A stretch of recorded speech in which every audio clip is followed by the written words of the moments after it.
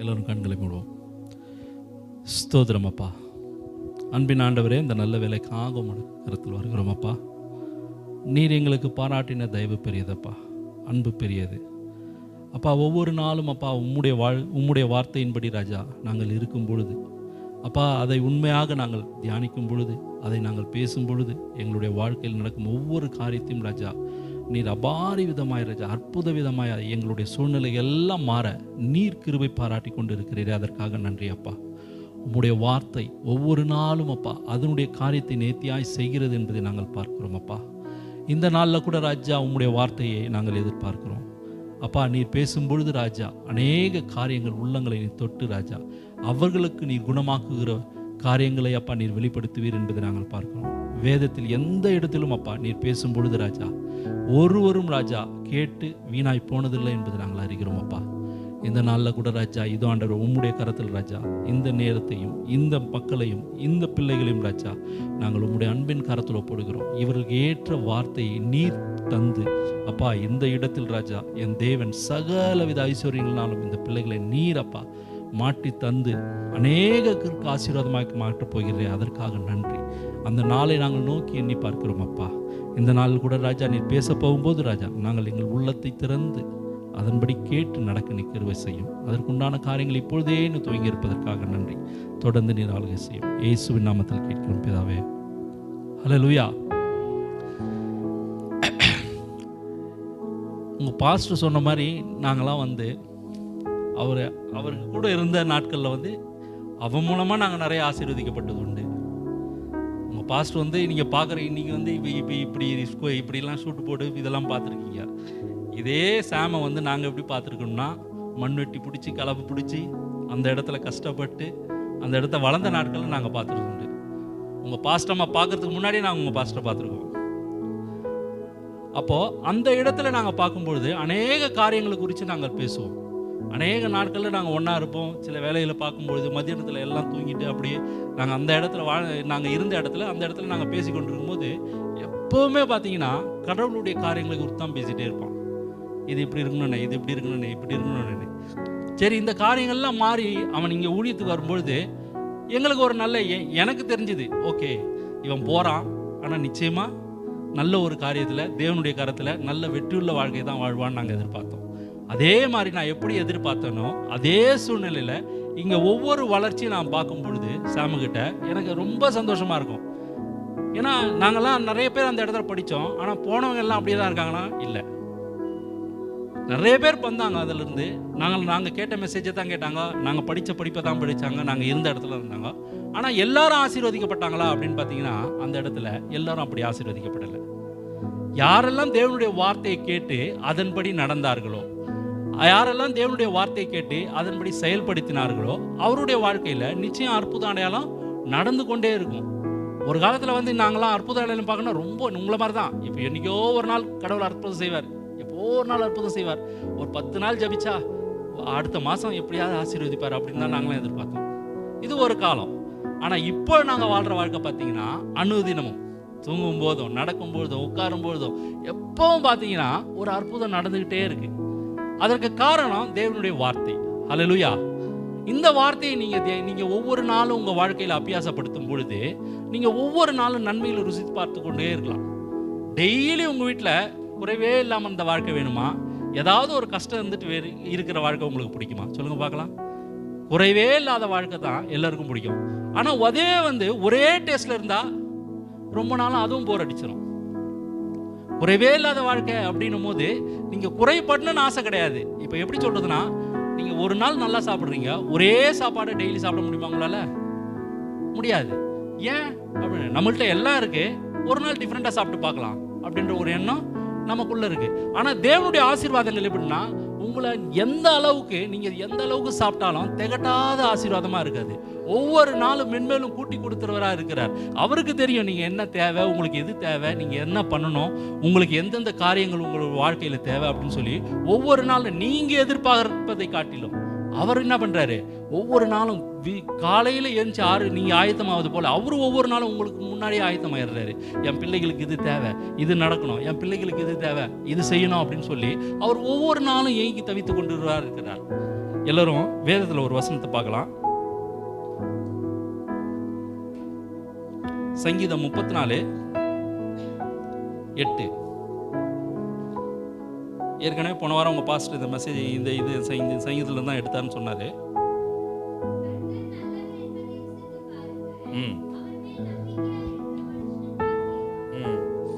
அடுத்தது படிமா.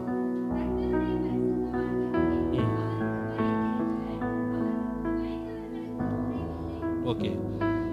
கர்த்தர் மேல் நம்பிக்கை, கர்த்தர் நல்லவர் என்பதை ருசித்து பாருங்கள், அவர் மேல் நம்பிக்கையா இருக்கிற மனுஷன் பாக்கியவான். கர்த்தர் மேல் எப்படி நம்பிக்கையா இருப்பது, அது முதல்ல நீங்க தெரிஞ்சுக்கணும். இந்த சங்கீதம் எப்படி எழுதப்பட்டுன்னு பார்த்தீங்கன்னா, தாவீது சவுலால துரத்தப்பட்ட பொழுது ஒவ்வொரு ஊருக்கா போயிட்டு வந்துட்டு இருக்கான். 1 சாமுவேல் 21:10-15.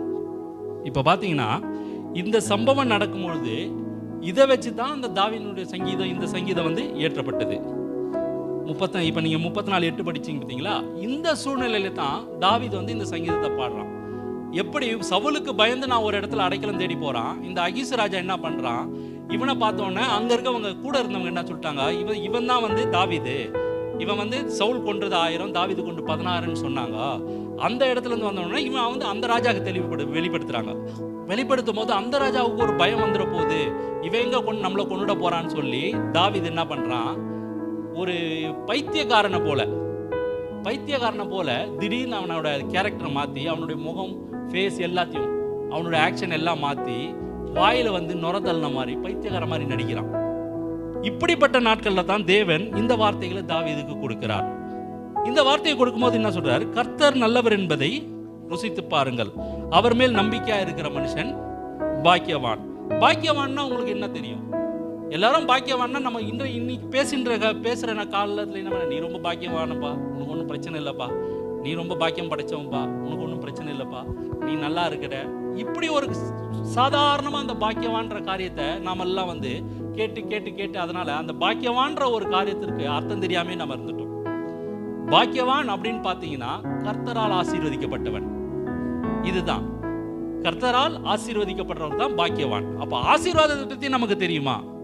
ஆசீர்வாதத்தை பத்தி உங்களுக்கு தெரிஞ்சதா தான் இந்த பாக்கியவான்ற அர்த்தத்துக்கும் விளக்கம் தெரியும். தமிழ்ல நம்ம பாக்கியவான் ஈஸியா சொல்லிட்டு போயிடுறோம், ஆனா அப்படி கிடையாது.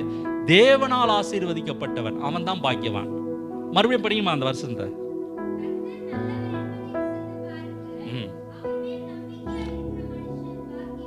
இப்படி படிக்கலாம். கர்த்தர் மேல் நம்பிக்கையா இருக்கிற மனுஷன் ஆசீர்வதிக்கப்பட்டவன். சொல்லுங்க, கர்த்தர் மேல் நம்பிக்கையா இருக்கிற மனுஷன் ஆசீர்வதிக்கப்பட்டவன். பாக்கியவானுக்கு அர்த்தம் இதுதான். நம்ம படிக்கும் பொழுது அந்த பாக்கியவான்ற போது நமக்கு என்ன ஆச்சு, ஈஸியா அப்படியே ஒரு எப்படி சொல்றது, டெய்லி யூஸ் பண்ற ஒரு காரியம் மாதிரி ஆயிப்போச்சு. எல்லாம் பாக்கியம் பண்ணி யாராவது சொல்றாங்களே, நம்ம ஃப்ரெண்ட்ஸ் கூட சொல்லுவாங்க சில பேர், நிறைய பேர், உனக்கு என்னப்பா ஒரு கவலையும் இல்லப்பா, நீ நல்லா இருக்க, அந்த மாதிரி ஒரு வார்த்தையா ஆயிப்போச்சு. ஆனா இது தேவன் இந்த இடத்துல தாவீது சொல்றத பாத்தீங்கன்னா, கர்த்தர் மேல் நம்பிக்கையா இருந்து அவர் மேல் ஆசீர்வதிக்கப்பட்டவன் என்ன பண்றான், பாக்கியவான்றது அவரால் நான் ஆசீர்வதிக்கப்பட்டவன்றான். ஏன் அந்த சூழ்நிலைக்கு அவன் தள்ளப்பட்டான்னா, சவுல், ஏற்கனவே அந்த கதையெல்லாம் உங்களுக்கு தெரியும். சவுல் ராஜா வந்து தன்னுடைய ராஜ்யபாரம் இறங்க போகுதுன்னு சொல்லி தேவன் சொல்லிட்டார். அதனால இவனை கொல்ல அவன் வகை தேடினான். இவனை கொல்லிட்டு அவனோட பையனை எடுத்துட்டு வர வகை தேடினான். அந்த சூழ்நிலை தான் என்ன பண்றாரு, இந்த காரியங்கள்லாம் ஓடி ஒளியும் பொழுதுதான் அவன் மேல் இந்த கர்த்தர் மேல் நம்பிக்கையா இருக்கிற மனுஷன் பாக்கியவான் சொல்லி அவன் ஒவ்வொரு நாளும் தேவனுடைய வசனத்தை கொண்டு தியானித்திருந்தான். இப்ப இந்த பாக்கியவான்ற காரியத்தை நம்ம ஆசீர்வாதம் சொல்லலாம். எப்படி சொல்லலாம்? ஆசீர்வாதிக்கப்பட்டவன், கர்த்தரால் ஆசீர்வதிக்கப்பட்டவன் சொல்லி யார் சொல்றா? தாவீது சொல்றான். கர்த்தர் மேல் நம்பிக்கையா இருக்கிற மனுஷன் பாக்கியவான், கர்த்தர் மேல் நம்பிக்கையா இருக்கிற மனுஷன் ஆசீர்வதிக்கப்பட்டவன், கர்த்தர் மேல் நம்பிக்கையா இருக்கிற மனுஷன் ஆசீர்வதிக்கப்பட்டவன், கர்த்தர் மேல் நம்பிக்கையா இருக்கிற மனுஷன் ஆசீர்வதிக்கப்பட்டவன். இந்த ஆசீர்வாதம் முதல்ல எங்க இருந்து கடந்து வந்தது அப்படின்னு பார்க்கணும். இந்த ஆசீர்வாதத்தை பத்தி உங்களுக்கு எவ்வளவு தெரியுமோ அதை நீங்க ஒவ்வொரு நாளும் தியானித்து ஒவ்வொரு நாளும் நீங்க பேசி பழக ஆரம்பிக்கணும். முதல்ல இந்த ஆசீர்வாதம் பார்த்தீங்கன்னா ஆதியாகமத்துல வருது. முதல்ல தேவன் மனுஷனை இது பண்ணி உண்டாக்கிட்டு ஆதாமிட்ட எல்லாரையும் கூப்பிட்டு ஆதாமை பார்த்து முதல் சொன்ன வார்த்தை அதுதான். என்னன்னு? ஆசீர்வதிக்கிறார் ஆதாமை. ஆதாம முதல் தேவன் ஆசீர்வதித்ததே ஆதியாகமத்துல இருக்கு உங்களுக்கு. ஆதாம ஆசீர்வதித்த உடனே அவனுக்கு முதல்ல சொல்ற வார்த்தை என்ன? நீ பலுகி பெருகி பூமியை நிரப்பி கீழ்ப்படித்து ஆண்டு கொள். இந்த ஆசீர்வாதத்துல பாருங்க, அவர் ஆசீர்வதிக்கிறேன்ற சொல்றதுக்கு விளக்கம் கொடுக்கிறார் தேவன். என்ன விளக்கம் கொடுக்கிறாரு? நான் உன்னை ஆசீர்வதிச்சிட்டேன், அதனால அந்த ஆசீர்வாதத்துக்கு விலகம் கொடுக்கிறார். அந்த ஆசீர்வாதத்தை பெருசா அவருக்கு காமிக்கிறார். எப்படி காமிக்கிறாரு? நீ பலுகி, சொல்லுங்க, நான் பலுகி பூமியை நிரப்பி பெருகி கீழ்ப்படுத்தி ஆண்டு கொள்வேன். இதுதான் அந்த ஆசீர்வாதத்துல உள்ள முக்கியமான காரியம். நாம ஒவ்வொரு நாளும் பலுகி பெருக வேண்டும்ன்றது தேவனுடைய ஆசீர்வாதமா இருக்கிறது. ஒவ்வொரு நாளும் நாம அதன் மூலம் பயனடைய வேண்டும். அதன் மூலம் நம்ம அநேக காரியங்கள் தேவனை சார்ந்து போகும்பொழுது அநேக தேவனை நோக்கி நம்ம வர வேண்டும் அப்படின்னு சொல்லி ஒவ்வொரு நாளும் நம்ம இந்த ஆசீர்வாதத்தை பார்க்கிறோம். முதல்ல ஆதாம் ஆசீர்வதிச்சோன்ன தேவன் என்ன பண்ணாரு? இந்த உலகத்துல படைத்த எல்லா மிருக ஜீவன்களையும், இந்த உலகத்துல படைத்த எல்லா செடி கொடியும் முதல்ல யாருக்கு கொடுத்தாரு? ஆதாமுக்கு தான் கொடுத்தாரு. நம்ம எப்படி இருக்கும் இந்த காலகட்டத்தில்? தேவன் இப்படிப்பட்ட பெரிதான ஆசீர்வாதத்தை நமக்காக வச்சிருக்கிறாரு. எப்படிப்பட்ட பெரிதான ஆசீர்வாதத்தை? இந்த உலகமே, இந்த உலகத்துல படைக்கப்பட்டது எல்லாம் உங்களுக்கு தான். இந்த உலகத்துல இருக்கிற எல்லாம் நமக்கு தான். ஆனா நாம இந்த ஆசீர்வாதத்தை எப்படி எடுத்துட்டு இருக்கோம் இந்த நாட்கள்ல? அந்த ஆசீர்வாதத்தை நம்ம இப்ப அந்த மாதிரி எடுக்கல. ஏன் அப்படின்னா நம்முடைய வளர்ந்த சூழ்நிலைகள் அந்த மாதிரி இருக்கு, நம்ம கேட்ட சூழ்நிலைகள் அந்த மாதிரி இருக்கு, எல்லாமே எதிர்மறை ஆயிப்போச்சு. தேவனால் ஆசீர்வதிக்கப்பட்டவன்றது இன்னானே அப்படின்னா எது அப்படின்னு சொல்லி நம்ம தெரியாம இருந்துட்டோம். தேவனால் ஆசீர்வதிக்கப்பட்டவன் யார் அப்படின்னு நீங்க கேட்டீங்கன்னா நீங்க பைபிள்ல இருந்து யாரை காமிப்பீங்க? கொஞ்சம் பேசுங்க. யாரை காமிப்பீங்க? தேவனால் ஆசீர்வதிக்கப்பட்ட மனுஷன்னா பைபிள்ல இருந்து யாரை காமிப்பீங்க? அப்புறம் கொஞ்சம் சத்தமா பேசுங்க. உங்க பாஸ்டர் ஒன்னும் சொல்ல மாட்டாரு. தேவனால் ஆசீர்வதிக்கப்பட்டவன்னா நமக்கு ஞாபகம் வருது யாரு? ஆபிரகாம்னால் தான். ஆனா அவன் தேவனால் ஆசீர்வதிக்கப்படுக்கு முன்னாடியே அவன்கிட்ட ஆசீர்வாதம் இருந்துச்சு, ஐஸ்வர்யம் இருந்துச்சு. இருந்துச்சா இல்லையா? என்ன டவுட்டா இருக்கா? இருந்துச்சா இல்லையா? அப்ப தேவன் ஏன் அவனை ஆசீர்வதிக்கணும்னு விரும்பினார்? அப்ப தேவனால் ஆசீர்வதிக்கப்பட்ட மனுஷன் எப்படி இருக்கணும்னு சொல்லி நமக்கு ஆபிரகாமை உதாரணமாக தந்தார். ஆபிரகாமுடைய வாழ்க்கையில பாத்தீங்கன்னா எல்லாமே இருந்தது, அவனுடைய வாழ்க்கையில எல்லாமே இருந்தது. ஆனா ஆபிரகாமுக்கு தெரியாத காரியம் என்னன்னா இந்த ஆசீர்வாதம் எங்க இருந்து வந்தது, அதை அவங்க அப்பா சொல்லி கொடுக்கல. அதான் உண்மையான காரியம். ஆபிரகாமுக்கு அநேக சொத்துக்கள் பத்துக்கள் எல்லாம் இருந்துச்சு. அவங்க கீழே நிறைய வேலைக்காரர் இருக்காங்க, அவங்களுடைய அப்பா கீழே நிறைய ஆடு மாடுகள் இருக்கிறது. இப்போ நம்ம எவ்வளோ இப்போ இருக்க ஆடு மாதிரி கிடையாது. அந்த காலத்தில் பார்த்தீங்கன்னா நல்ல அந்த ஊருக்கே இவங்கள்ட்ட தான் வாங்கிட்டு போவாங்க. அந்த மாதிரி பெரிய செல்வனம் தான் அந்த ஆபிரகாம். ஆனால் இந்த ஆசீர்வாதம் தேவனால் தான் வந்தது அப்படின்னு சொல்லி தேவன் காண்பிக்கும்படியாக தான் அவனை ஆசீர்வதித்தார். ஹல்லேலூயா, ஹல்லேலூயா. அவன் என்ன பண்ணிட்டான்? அவங்க அப்பா இருந்த இடத்துல அவன் ரொம்ப நாளாக இருந்துட்டான். இப்போ இருக்க பாபிலோன் பட்டணமும் மெசபத்தோமியா பக்கத்தில் அவங்க ஊர் இருந்துச்சு. அந்த ஊர் எங்கே பார்க்குறீங்கன்னா கல்தேயர் தேசம் இருக்கு. ஏற்கனவே கல்தேயர் தேசம் இருக்கு. அந்த இடத்துல ஏற்கனவே அந்த ஜனங்கள் ரொம்ப கொடூரமான ஜனங்கள், நம்மளை போல தான். நம்ம இப்போ எப்படி இருக்கோம்? அதே மாதிரி தான். நமக்கு என்ன பண்ணாலும் கடவுளை பற்றி யார் சொன்னாலும் நம்ம என்ன பண்ணோம்? ஒரு டைம் கேட்டுப்போம், ஒரு டைம் கேட்க மாட்டோம். சரி, இது நடக்கும்போது பார்த்துக்கலாம். ஏன்னா அந்த ஊர்ல பார்த்ததே இல்லை. ஆனா அந்த ஊர்ல என்ன பண்ணாரு? நம்மளை போல இருந்த ஆபிரகாமை தேவன் என்ன பண்றாரு? கூப்பிடுறாரு. கூப்பிட ஒன்றும் என்ன சொல்றாரு?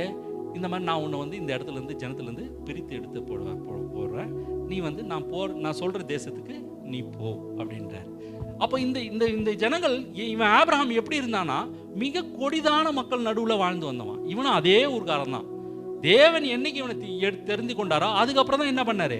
இவனை கானான் தேசத்துக்கு அனுப்பி வச்சாரு. அதுக்கு முன்னாடி ஆபிரகாம் எப்படி இருந்தான்? நம்மளை போலதான் இருந்தான். நாம இருக்கிற நிலைமை, நாம இதுக்கு முன்னாடி கிறிஸ்துவுக்குள் வர முன்னாடி இருந்த நிலைமை இப்ப வந்த பிறகு ஒரு லெவல்ல இருக்கும். தெரியுங்களா?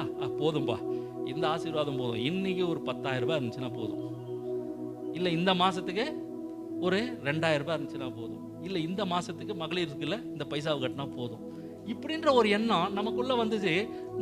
நமக்கு வந்ததுனால நம்ம என்ன பண்றோம்? இன்னைக்கு தேவை அப்படின்னு சொல்லி நம்மளுடைய தேவனை எப்படி கேட்கிறோம்? டெய்லி போய் பிரேயர்ல, ஆண்டவரே இன்னைக்கு ஏதாவது ஒரு பண்ணி ஒரு அற்புதம் பண்ணிப்பா, இந்த நாள்ல ஏதாவது ஒரு காரியம் பண்ணி இந்த காரியத்தை மட்டும் மாற்றி வச்சிருங்க அப்படின்னு நீங்க கேட்கும்பொழுது அவர் என்ன பண்ண முடியும்? சொல்லுங்க, யார் கையில இருக்கு? இன்னைக்கு காரியத்தை மாத்திரம் எனக்கு மாற்றி கொடுங்கன்னு சொல்லி நீங்க சொல்லும் பொழுது தேவன் என்ன பண்ண முடியும்? நீங்க கேட்கறது எப்படி? இன்னைக்கு மட்டும் தான் கேட்குறீங்க, இன்னைக்கு மட்டும் தான் கேட்குறீங்க. நாளைக்கு உங்க பிரச்சனை கேட்குறீங்க. இந்த மாசம் மறந்து ஒரு 10 நாள், அதுக்கப்புறம் ஒரு 20ஆம் தேதி வந்தாதான் மறுபடியும் என்ன பண்ணுவோம்? ஐயோ பாக்கெட் காலி ஆயிடுச்சு, என்ன பண்றது? மறுபடியும் தேவன்கிட்ட போவோம். ஆனா அதுக்கு நடுவில் இருந்த நாட்கள் என்ன பண்ணுவோம்? ஏதோ இப்ப பாக்கெட்ல ஒரு 20,000 ரூபாய் 30,000 ரூபாய் இருக்கும், சரி ஓகே இந்த மாசம் எப்படியா ஓட்டிடலாம் அப்படின்னு சொல்லி அதே யோசனையில நம்ம இருக்கிறோம். ஆனா தேவன் அப்படிப்பட்டவர் இல்ல. அவர் எப்படி ஆசீர்வதிக்க விரும்புறார்? நான் உங்களை ஏராளம் தாராளமாய் ஆசீர்வதிக்க விரும்புகிற தேவன். ஹல்லேலூயா. ஏராளம் தாராளம்னா எப்படின்னா உங்கள் வாழ்க்கையில் குறைவே இருக்கக்கூடாது. ஹல்லேலூயா.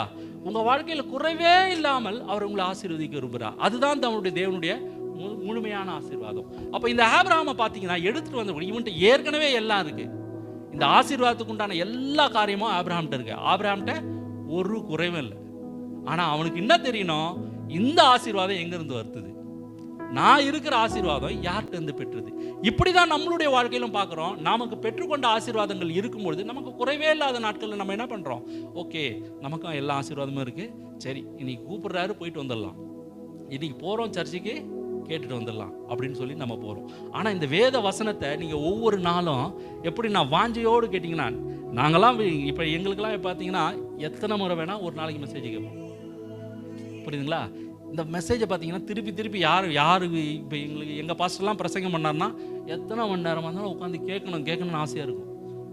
ஏன்னா அதை விட்டுட்டு வெளியே வந்தால் தான் ஐயோ சரி சீக்கிரமாக முடிஞ்சிச்சு அப்படின்னு, ஐயோ சீக்கிரமாக முடிச்சிட்டாரு இன்னைக்கு அப்படின்னு யோசிப்போம். ஆனால் ஒவ்வொரு நாளும் அந்த வசனத்துள்ள ஆசீர்வாதங்களை நம்ம அனுபவிக்க ஆரம்பிச்சோம்னா நீங்கள் ஒவ்வொரு நாளும் வேதத்தை குறித்து நீங்கள் கேட்டுக்கொண்டே இருக்கலாம்.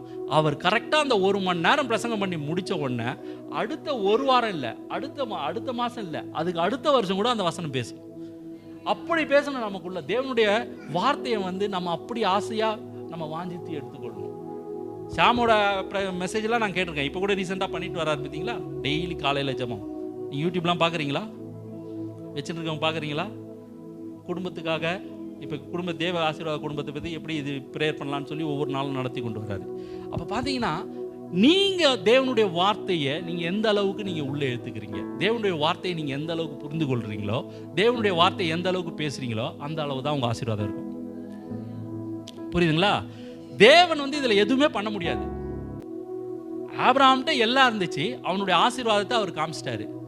நான் உன்கிட்ட இருக்குது, ஆனால் இந்த ஆசீர்வாதத்துக்கு காரணம் நான் தான்பா அப்படின்னு காமிக்கிறதுக்காக அவனை வயதான காலத்திலிருந்து எடுத்தார். அவனை வயதான காலத்தில் எடுத்திருந்து அவனுக்கு ஒரு ஆசீர்வாதத்தை தந்து முதல் சொல்கிற ஆபிரகாமுக்கு கொடுக்குற முதல் ஆசீர்வாதமே என்ன, நான் உன்னை ஆசீர்வதிப்பேன், நான் உன்னை பெருக பண்ணுவேன். இதுதான் ஆசீர்வாதம். அங்கே ஆதாமுக்கு எப்படி கொடுத்தாரு, நீ பழுகி பெருகி பூமியை நிரப்பி கீழ்ப்படுத்தி ஆண்டுகொள். இங்கே ஆபிரகாமுக்கு என்ன தராரு, நான் உன்னை ஆசீர்வதிப்பேன், உன்னை பெருக பண்ணுவேன். ரெண்டும் ஒரே வசனம் தான். அங்க ஆதாமுக்கு சொன்ன காரியங்களும் ஒன்று தான், இங்க ஆபிரகாமுக்கு சொல்ற காரியமும் ஒன்று தான். ஆனா நம்ம என்ன பண்ணிடுறோம், அதுக்கு ஒரு பெரிய வித்தியாசத்தை கொடுத்துடுறோம். ஆதாமை எப்படி பண்ணிட்டோம், பாவத்துக்கு முன்னாடி இருக்கிற ஆதாமை நம்ம பார்க்க மறந்துட்டோம். பாவத்துக்கு அப்புறம் விழுந்த ஆதாமை தான் நம்ம அதிகமாக பார்க்க ஆரம்பிச்சிட்டோம். அதுக்கப்புறம் விழுந்த ஆதாமில் என்ன ஆச்சு, அதெல்லாம் நம்ம எல்லா சபையிலையும் நிறைய பேர் சொல்லிட்டாங்க. நமக்கு பாவத்தில் விழுந்த பிறகு பிசாசு வந்தான், உன்னை போட்டான், நசுக்குனா, இப்படி பண்ணா, இப்படி இருந்தீங்க, நீங்கள் இனிமேல் இந்த மாதிரி பண்ணீங்கன்னா இப்படி தான் இருக்கணும், நீங்கள் நல்லது பண்ணால் பைபிள் எடுத்தால் இயேசு உங்களுக்கு வருவார், பைபிள் இல்லைன்னா இயேசு உங்களுக்குள்ளே போயிட்டுவார், நீங்கள் ரூமில் போட்டு முட்டி போட்டு ஜபிச்சின்னா அவங்க இயேசு உங்கள் கூட இருப்பார், நீங்கள் வெளியே கரெக்டாக நீங்கள் வார்த்தை நல்லா பேசலாம், இயேசு உங்களை விட்டு போயிடுவார், இப்படியெல்லாம் சொல்லிட்டாங்க. ஏன்னா நம்ம கேட்ட வார்த்தைகள் அந்த மாதிரி.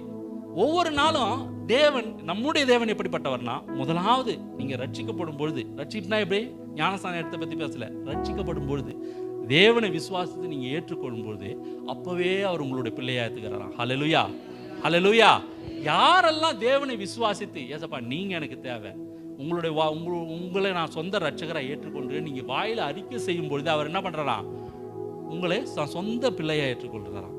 அதுக்கப்புறம் அப்பாவை மாத்துறது யார் தப்பு, நல்லா தெரிஞ்சிங்க. அவர் என்ன சொல்றாரு, நீங்க வாயில அறிக்கை செய்து நீங்க சொல்லும் பொழுதே நான் உங்களை சொந்த மகளாக ஏற்றுக்கொண்டேன்றாரு. புரியுதுங்களா?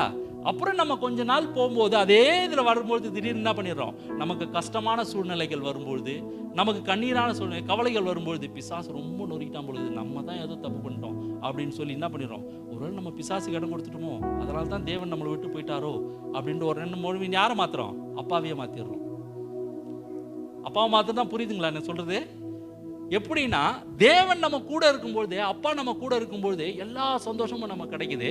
அதே நம்ம என்ன பண்ணிடுறோம், கவலைகள் கண்ணீர் வரும்போது இந்த அப்பா நம்மளை விட்டு தூரம் போயிட்டாரோ, இந்த அப்பா நம்ம கூட இல்லையோ அப்படின்னு நினைக்கும் போது யார் அப்பா ஆயிடுறா, பிசாசு அப்பா ஆயிடுறான். இது ஒவ்வொரு நாட்களும் நம்மளுடைய வாழ்க்கையில நடந்து தினம் தினம் தொடர்ந்து கொண்டிருக்கிற காரியம். நாம் எப்படி அப்பா தேவனை பார்ப்பது என்று தெரியாதம எப்படி இந்த ஆசீர்வாதத்தை பெற்றுக்கொள்வது என்று தெரியாதனால நம்ம என்ன பண்ணிடுறோம், ஒவ்வொரு நாளும் நம்ம பேசும்பொழுது நல்லா இருக்க சூழ்நிலையில் ஏசப்பா உனக்கு ஸ்தோத்திரம், அல்லேலூயாப்பா, நீ உண்மை போல ஒரு தேவன் இல்லை, நல்ல ஆராதனை வரும், நல்ல துதி வரும், எல்லாம் வரும். கொஞ்சம் டவுன் ஆச்சு அப்படின்னா என்ன பண்ணுறது தெரியலையே, எங்க என்ன பண்ணுறதுன்னு தெரியலையே அப்படின்னா என்ன பண்ணுறது தெரியலன்னு எப்படி யோசனை வந்துச்சு உங்களுக்கு? முதல்ல நீங்க தேவனை மறந்தீங்களா இல்லை அவர் உங்களை மறந்துட்டாரா? சொல்லுங்க. தேவனை மறப்பதுன்னா அப்படி கிடையாது. நீங்க மறக்கல, உங்களோட பிரச்சனைக்கு கொஞ்சம் ஜாஸ்தியாகும் போது மறுபடியும் போய் ஒட்டிக்கிறீங்க அவர்கிட்ட, அது வேற விஷயம். மறுபடியும் அவரை தான் தேடி போறீங்க நீங்க. ஆனா தேவனை மறப்பதுன்னா அந்த டைம்ல உங்களுடைய காரியங்கள் வரும்பொழுது, உங்களுடைய பிரச்சனைகள் வரும்பொழுது நீங்க நினைத்து பார்க்க முடியாதபடி அந்த காரியங்கள் உங்களுக்கு மறைக்கப்பட்டது. உடனே நம்ம என்ன பண்ணிடுறோம், போய் முட்டி போட்டு ஐயோ நான் செஞ்ச பாவம் என்னன்னு தெரியல ஏசப்பா, ஏதாவது ஒன்று பண்ணி என்னை மாற்றுங்க இந்த காலத்துல இருந்து. அவர் சொல்றாரு, நான் உன் கூட தாண்டா இருக்கிறேன், ஒவ்வொரு நாளும் உன் கூட தான் இருக்கிறேன், ஒவ்வொரு வார்த்தையும் நான் உன் கூட உனக்கு சொல்லியிருக்கிறேன், நீ அதை கரெக்டாக பார்த்து நீ பேசுனீன்னா உன்னுடைய வாழ்க்கையில் நல்லா உயரலாம் அப்படின்னு சொல்லி அவர் நம்ம கூட தான் இருந்து பேசுகிறார். நீங்கள் பண்ண வேண்டியது என்ன, உங்களுக்கு தெரிஞ்ச 5 வசனமாக இருந்தாலும், எத்தனை வசனம், முழு பைபிளும் தெரியணும்னு அவசியம் இல்லை, எத்தனை வசனம், முழு பைபிளும் உங்களுக்கு தெரிஞ்ச வசனத்தை நீங்கள் என்ன பண்ணணும், காலையில் ஏஞ்ச உடனே உங்களுக்கு தூங்கி பல் தேய்ச்சிட்டு தேய்க்கிறீங்களோ, சில பேர் என்ன பண்ணுவாங்க, பல் தேய்ச்சா தான் ஏசப்பா ஃப்ரெஷ்ஷாக வந்து பேசுவாருன்னுவாங்க. அப்படிலாம் கிடையாது. நீங்கள் தூங்கி ஏஞ்சி நீங்கள் இருக்கிற இடத்துல ஏசப்பா இருக்கிறார், அவ்வளோதான். நீங்கள் நடந்து போகும்போது எங்கே வராரு, உங்கள் கூடவே வராரு. நீங்கள் படுக்கும் பொழுது உங்கள் கூடவே இருக்கிறாரு. நீங்கள் எங்கே போகிறீங்களோ அவர் உங்கள் கூட. இந்த நிச்சயம் மட்டும் உங்களுக்கு இருந்துச்சுன்னா நீங்கள் என்ன பண்ணணும், அந்த வசனத்தை பேசிகிட்டே இருங்க, உங்களுக்கு தெரிஞ்ச வசனத்தை. ஐயோ இதுக்கு எனக்கு சரியான வசனம் தெரியலையே, நான் என்ன பண்ணுறது, இவங்க எப்படி ஜபிக்கிறாங்க, அது என்ன, அதை பற்றிலாம் கவலை வேணாம். உங்களுக்கு தெரிந்த வசனங்களை எது இருக்கோ அத்தனையும் நீ திருப்பி திருப்பி திருப்பி சொல்லிட்டே இருங்க. சொல்லிட்டே இருக்கும்பொழுது உங்கள் பிரச்சனைகள்லாம் தூரமாகுது நீங்கள் நிச்சயமாக பார்ப்பீங்க. எங்களுடைய வாழ்க்கையில் நாங்கள் அப்படி தான் பண்ணுறது, எங்களுடைய வாழ்க்கையில் அப்படி தான் பண்ணுறது. நாங்கள் ஜபிச்சுட்டு போகும்போதும் ஜபிக்காத போகும்பொழுதும் எப்போவுமே பார்த்தீங்கன்னா சில டைம் வந்து நாங்கள் தூங்கிட்டே இருப்போம், ஆனால் எங்களுடைய எண்ணங்கள் ஃபுல்லாக அதில் தான் இருக்கும், பேசிகிட்டே இருப்போம். அந்த வசனம் வந்து பேசிகிட்டே இருக்கும், அந்த வசனம் திருப்பி திரும்பி திரும்பி யோசிப்போம். தியானிக்கிறதுனா எப்படி, திரும்பி திரும்பி அப்படியே பேசிட்டே இருக்கிறது இல்லை, பேசிட்டே இருந்தால் தூக்கம் போயிடும், புரியுதுங்களா, தூக்கம் போயிடும். தூக்கம் போயிடுச்சுன்னா மறுநாள் வேலைக்கு போக முடியாது.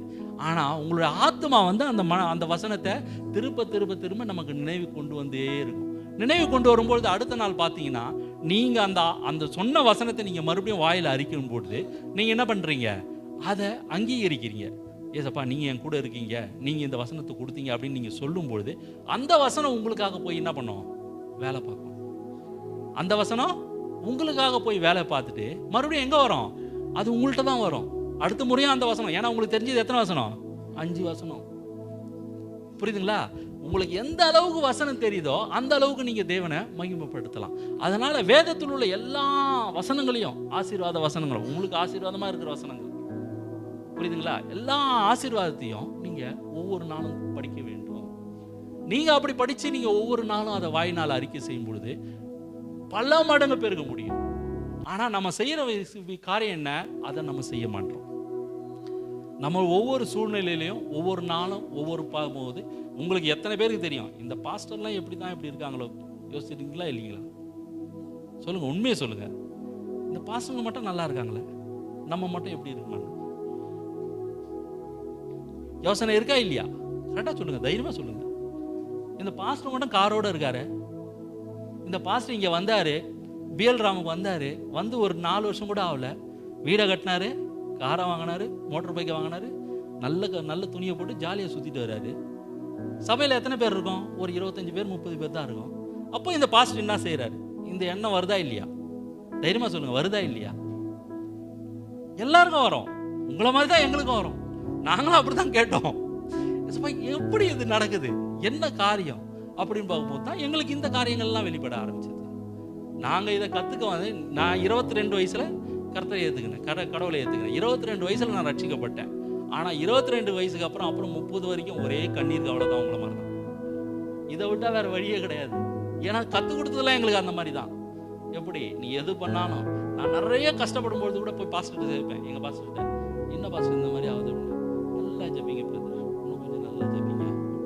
ஐயோ அதை தான் பண்ணிட்டு முடியாமல் தான் மறுபடியும் வந்து கேட்குறேன்னு. அப்புறம் பார்த்தா இன்னும் நீ உபவாசம் போட்டு ஜெபிங்க பிரதர் அப்படின்னு. உபவாசம் போட்டு ஏதோ ஒரு காரியம் இருக்கு பிரதர், உங்கள்ட்ட ஏதோ ஒரு சின்ன குறை இருக்கு, அது உங்களை உங்க ஆசீர்வாதத்தை தடுக்குதுன்னாரு. இன்னுமே எப்படி ஜெபிக்க? எனக்கு என்ன தெரியுமோ அது ஃபுல்லா நான் பண்ணிட்டேன். தோப்புக்கு போய் கத்துவேன், தோப்புக்கு போய் அழுவேன், அங்கேயும் ப்ரேயர் பண்ணுவோம், இது பண்ணுவோம், எல்லாம் பண்ணிட்டு இருப்போம். ஆனா என்ன ப்ராப்ளம் தெரியாது. சரி எல்லாம் தெரிஞ்ச பாஸ்டர்கிட்ட போலான்னு போய் அவர்கிட்ட போய் கேட்டா அவர் என்ன பண்ணுவாரு, நீங்க ஏதோ ஒரு குறை பண்ணிருக்கீங்க பிரதர், அந்த பாவத்தை அறிக்கையிடணும். சரி எந்த பாவத்தை அறிக்கையிடுறது சொல்லுங்க? ஏன்னா எக்கச்சக்கமா அது ஏற்கனவே செஞ்சாச்சு.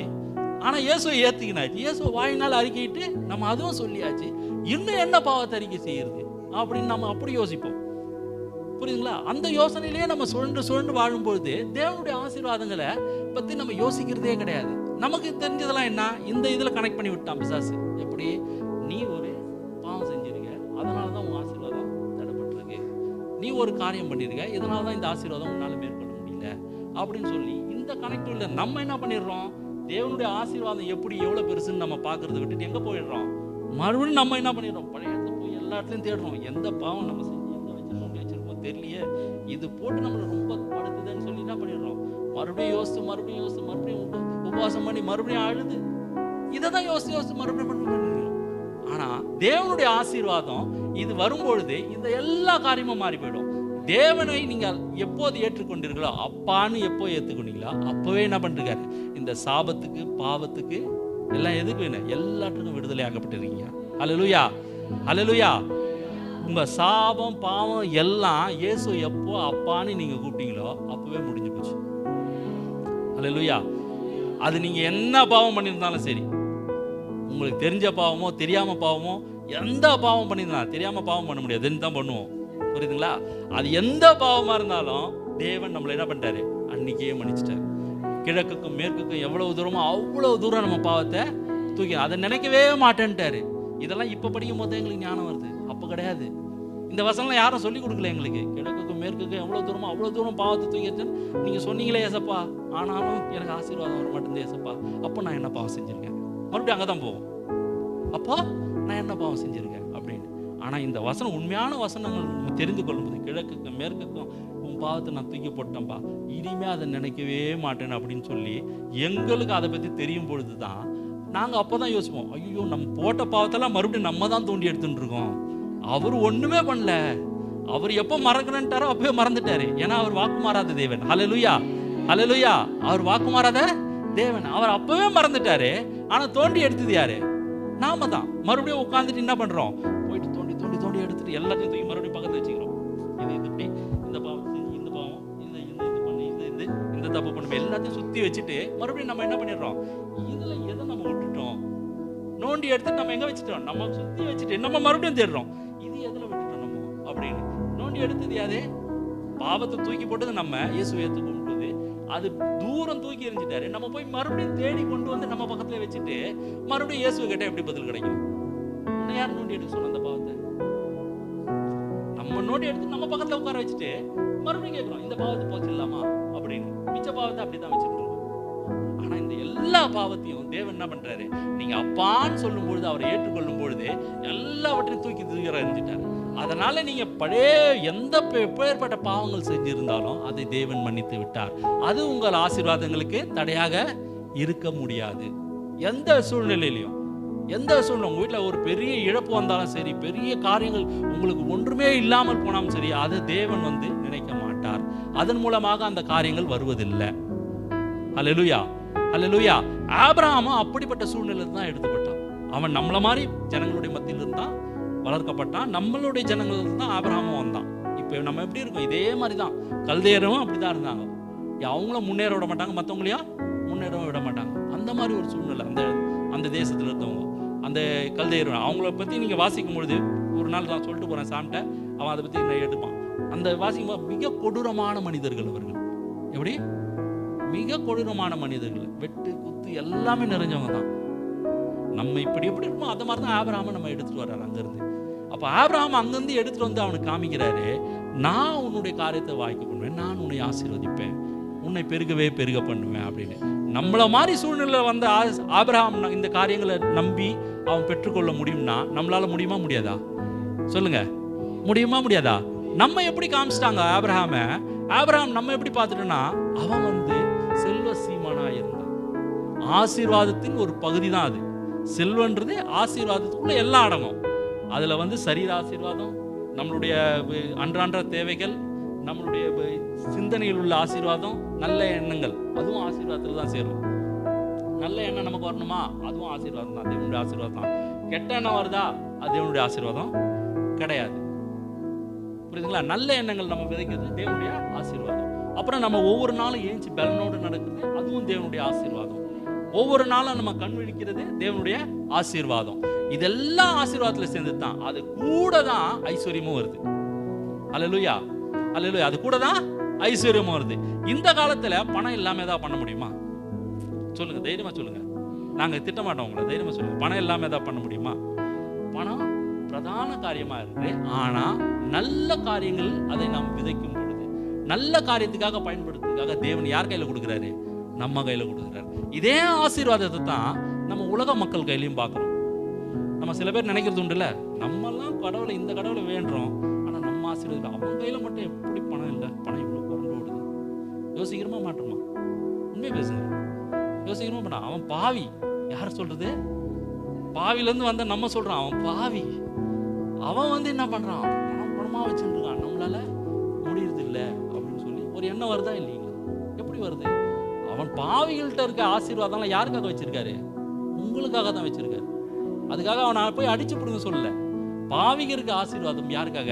நமக்காக. உங்களுக்கு பணத்தை எப்படி வச்சுக்கணும்னு தெரியல, அதனால அவங்க கையில பத்திரமா கொடுத்து வச்சிருக்காரு. அதான் உண்மை, அதான் உண்மை. இன்னைக்கு யாரெல்லாம் 1 லட்சம் ரூபாய் வேணும், எனக்கு 2 லட்சம் ரூபாய் வேணும்னு சொல்லுங்க பார்க்கலாம். எத்தனை பேருக்கு வேணும்? அந்த தேவைகள் இருக்கு. எனக்கு இத்தனை, எவ்வளோ இருந்தால் போதும் உங்களுக்கு கணக்கில் சொல்லுங்களேன் பார்க்கலாம். தைரியமா சொல்லுங்க, உங்களுக்கு எவ்வளோ வேணும்? 5 லட்சம். உங்களுக்கு சொல்லுங்க, இந்த சைடு இருந்து சொல்லுங்க. 10 லட்சம். பாருங்க, வெறும் 10 லட்சம். சரி, 10 லட்சத்துக்கு எத்தனை செய்வார்? 5 லட்சத்துக்கு எத்தனை செய்வார்? முதல்ல சொல்லுங்க, நல்லா கரெக்டாக சொல்லுங்க.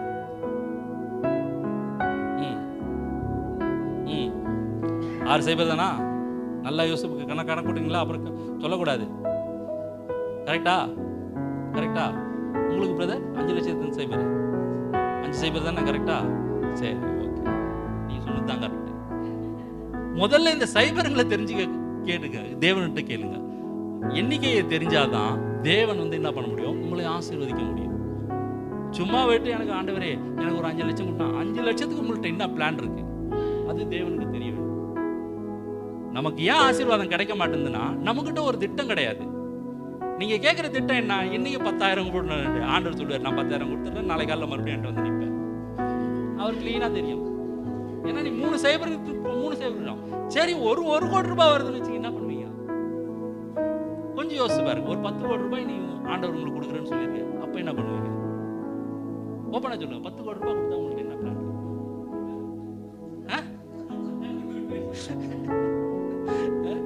அட்டாக்லாம் வராது. நம்ம ஆளுங்க அதெல்லாம் நல்ல தெளிவா இருப்பாங்க. அட்டாக்லாம் வராது.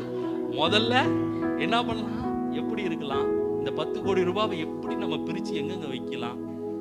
நம்ம வீட்டில் இருக்கவங்களுக்கு முதல்ல தெரியக்கூடாது.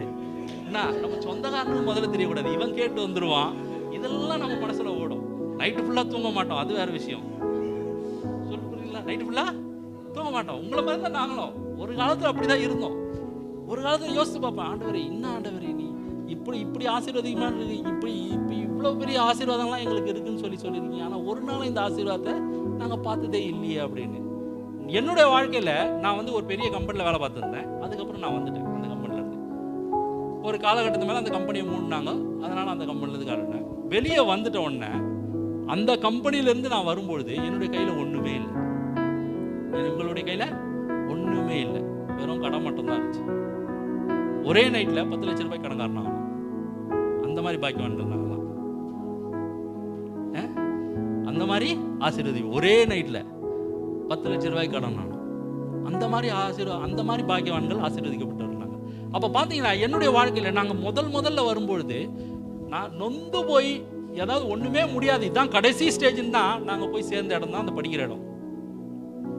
எங்க இது நாங்களாம் இது பண்ணுவாங்க, அந்த கோர்ஸ் பண்ணு பாருங்க, அங்க கடைசியா போய் சேர்ந்த இடம் தான் அது.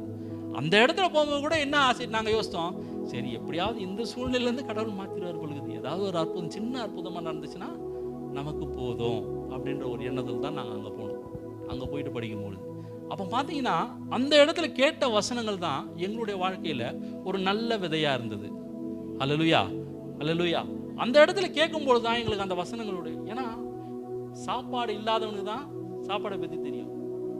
ஒரு 2 மாதம் இல்லை 3 மாதம் உங்களுக்கு சாப்பாடே இல்லை, ஒரு காட்டில் போயிட்டு வெளியே வந்தோடனே சரி நல்ல ஒரு பிரியாணி தெரிஞ்சுன்னா, இல்லை உங்களுக்கு பிடிச்ச சாப்பாடு இருந்துச்சுன்னா என்ன பண்ணுவீங்க? முதல்ல போட்டு நல்லா திருப்தியாக சாப்பிடுவீங்க. தண்ணி இருக்கா இல்லையான்னு கூட பார்க்க மாட்டீங்க, விற்கும்போது தான் தண்ணியை பார்ப்பீங்க. புரியுதுங்களா? அதே மாதிரி தான் அந்த காலகட்டத்தில் எங்களுடைய கையில் ஒன்றுமே கிடையாது. கல்யாணத்துக்கு முன்னாடி நான் கல்யாணம் பண்ணி நான் இருந்த நாட்களில் என்னுடைய கம்பெனியில் வேலை செய்கிற வரைக்கும் நல்லா இருந்தோம். எப்படி பார்த்தீங்கன்னாலும் குறைஞ்சது ஒரு மாதத்துக்கு எங்களுடைய வருமானமே வந்து 1 லட்சம் ரூபாய் மேலே தான். நான் சொல்கிறது 20 வருஷத்துக்கு முன்னாடி. அப்போ நீங்கள் பார்த்துங்க அது எவ்வளோ வேல்யூன்னு அப்போ தெரியும் உங்களுக்கு. ஆனால் ஒன்றுமே இல்லாமல் எங்களுக்கு அந்த காலகட்டத்தில் எங்களை மாறிடுச்சு. ஒன்றுமே இல்லை. வீட்டுக்கு வந்தாலும் சாப்பிட்றதுக்கு வழி கிடையாது. எங்கள்கிட்ட சாப்பிட்றதுக்கு வழி கிடையாது. எங்கள் வீட்டில் நாய்க்கு தான் நாங்கள் ரேஷன் ரைஸ் போடுவோம். அதுக்காக தப்பாக தான் செய்யாதீங்க, அதுவும் ஒரு நல்ல ரைஸ் தான். எங்கள் வீட்டில் நாங்கள் வளர்க்குற நாய்க்கு தான் நாங்கள் அந்த ரைஸ் சின்ன நாய் ஒன்று வச்சு, ஆனால் அந்த ரைஸை நாங்கள் சாப்பிட்டு அழுவேன். அழுவரி இந்த நிலைமைக்கு நாங்கள் வந்துட்டுவேன், இந்த மாதிரி காரியங்களை நாங்கள். ஆனால் காலம் வரும்பொழுது தேவனுடைய கரத்தில் நாங்கள் இருந்ததுனால, ஒவ்வொரு நாளும் இந்த வசனங்களை நாங்கள் கேட்டதுனால தேவன் ஏற்ற நேரத்தில் எங்களை உயர்த்தினார். ஹல்லேலூயா, ஹல்லேலூயா, ஹல்லேலூயா. எங்களுடைய சாட்சியெல்லாம் சொன்னீங்கன்னா ஓன் அழுவீங்க நீங்கள் உட்காந்து. அது எங்களுக்கு தேவையில்லை. எப்படி உயர்த்தினார், எப்படி நல்ல சந்தோஷமா இருக்கலாம், அதை மட்டும் நீங்கள் கற்றுங்க. ஹல்லேலூயா, ஹல்லேலூயா. அப்போ அந்த இடத்துல பார்த்தீங்கன்னா யாருமே நம்பாத இடத்துல தேவன் நம்பும்படியான காரியங்களை எங்களுக்கு கொடுத்தார். நீங்கள் சொன்னால் நம்ப மாட்டீங்க, என்ன பிரதர் இப்படிலாம் நடக்குமா அப்படின்னு. இந்த காலகட்டத்தில் நாங்கள் இந்த கடன் பிரச்சனையிலேருந்து மாறணும் அப்படின்ற ஒரு எண்ணம் எங்களுக்கு இருந்தது தவிர என்ன பண்ணுவோம் ஏது பண்ணுவோம் ஒரு ஐடியாவும் இல்லை. உதவி செய்ய யாரும் இல்லை. சொந்தக்காரெல்லாம் இருந்த கூட என்ன சொல்லுவாங்க, சரிப்பா நீ போப்பா வேலைக்கு போப்பா பார்த்துக்கலாம் அப்படின்னு இப்படிதான் சொல்லுவாங்களே. கண்டிப்பாக அட்வைஸ் நல்லா கொடுப்பாங்க. நீ வேற ஒன்றும் பண்ணாத, போய் பண்ணா ஒரு வேலை போய் ஏதாவது பாரு, நல்ல வேலையாக பார்த்து அங்கே கொஞ்சம் உன்னை திடப்படுத்திக்க. மாதம் அப்புறம் ஒரு மாதம் 10 என்னப்பா நல்லா போறியா, நல்லா வேலைக்கு ஒழுங்கா போறியா, ஒழுங்கா போப்பா அப்படின்ட்டுவாங்க. அந்த வேலைக்கு வர கூலியை வச்சுட்டு நீங்க என்ன பண்ண முடியும் சொல்லுங்க? வேலைக்கு வர கூலியை தேவன் ஆசீர்வதிக்கலன்னா நீங்க ஒண்ணுமே பண்ண முடியாது.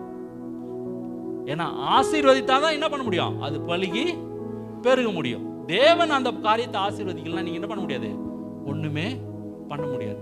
இப்படிதான் பிறந்த காலகட்டத்தில் நாங்கள் என்ன பண்ணோம், வெறும் அந்த கம்பெனியை விட்டு வெளியே வந்துட்டோன்னே வெறும் 2500 ரூபாய்க்கு போய் வேலை பார்த்தேன். இதுக்கு முன்னாடி என்னோட வருமானம் எவ்வளோ சொன்னேன், 1 லட்சம் ரூபாய்க்கு மேலே. இப்போ எவ்வளோக்கு வேலை போய் பார்க்குறேன், வெறும் 2500 ரூபாய்க்கு. காலையிலேருந்து சாயங்காலம் எப்படி இருக்கும் எனக்கு கொஞ்சம் யோசித்து பாருங்க. அதே 2500 ரூபாய்க்கு தான் ஒவ்வொரு மாதமும் என் பிள்ளைகள் அப்போ ஒரு பெரிய பையன் மட்டும்தான் இருந்தான். அப்போ ஒவ்வொரு நாட்டிலும் அதை யோசித்து தினந்தோறும் இந்த வசனத்தை தான் அங்கே சொல்லிகிட்டே இருக்கும். ஒரு நாள் வந்தது, யாருன்னே தெரியாது எனக்கு, யாருன்னே தெரியாது. திடீர்னு தேவன் ஒரு பெரிய இடத்துல இருந்து ஒரு நன்மை பண்ணினார்.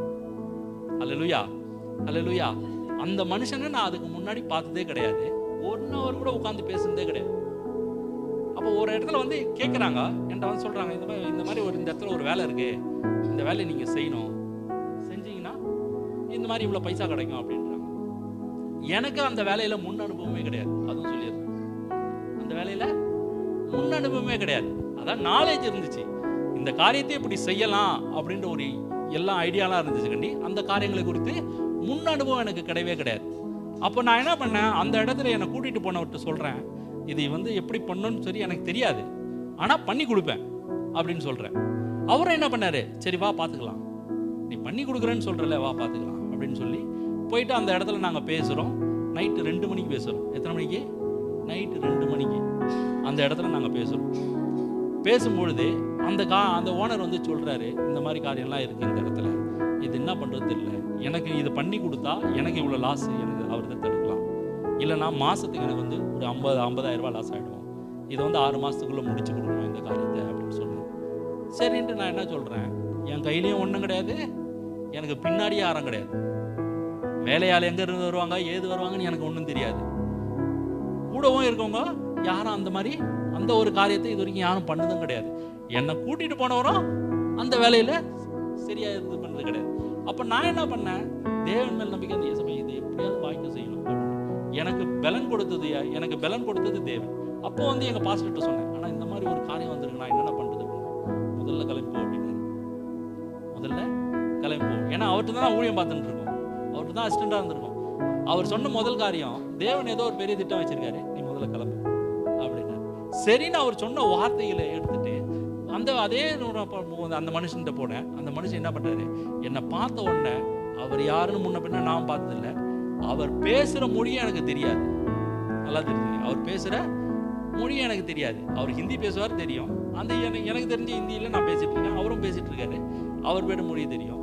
அந்த இடத்துல பார்த்தீங்கன்னா அநேக பெரிய பெரிய ஆட்கள், அந்த வேலையை யார் எடுத்து செய்யணும்னு சொல்லி அநேக ஆட்கள் வந்து உட்கார்ந்துட்டு இருக்காங்க. அந்த கம்பெனியோட ஜெனரல் மேனேஜர், அந்த கம்பெனியோட எல்லாமே, இந்த ஆள் வந்து இந்த காரியத்தை செய்யலைன்னா இவ்வளோ ஃபைன் போடலாம் இந்த ஆளுக்குன்னு சொல்லி அவங்க வந்து உட்கார்ந்துட்டு இருக்காங்க. அப்போ நான் ப்ரேயர் பண்ணிட்டு இருக்கேன், ஆண்டவரே உமது கண்கள் தயவு கிடைக்கணும்பா, உமது கிருபை கிடைக்கணும், இந்த மனுஷன் இந்த மாதிரி காரியத்தை கொடுக்குறேன், இந்த மனுஷனோட தலை குனியக்கூடாது, இந்த மனுஷனோட தலை இறங்கக்கூடாது, இந்த இடத்துல இந்த மனுஷன் எனக்கு நம்பிக்கை கூட்டு வந்ததுனால இந்த காரியத்தை நீ வாய்க்க பண்ணணும் அப்படின்னு சொல்லிட்டே இருக்கேன். எனக்கு ஒரு 5 வசனம் தெரிஞ்சு 5 வசனம் தெரிஞ்சு சொல்லுவேன்.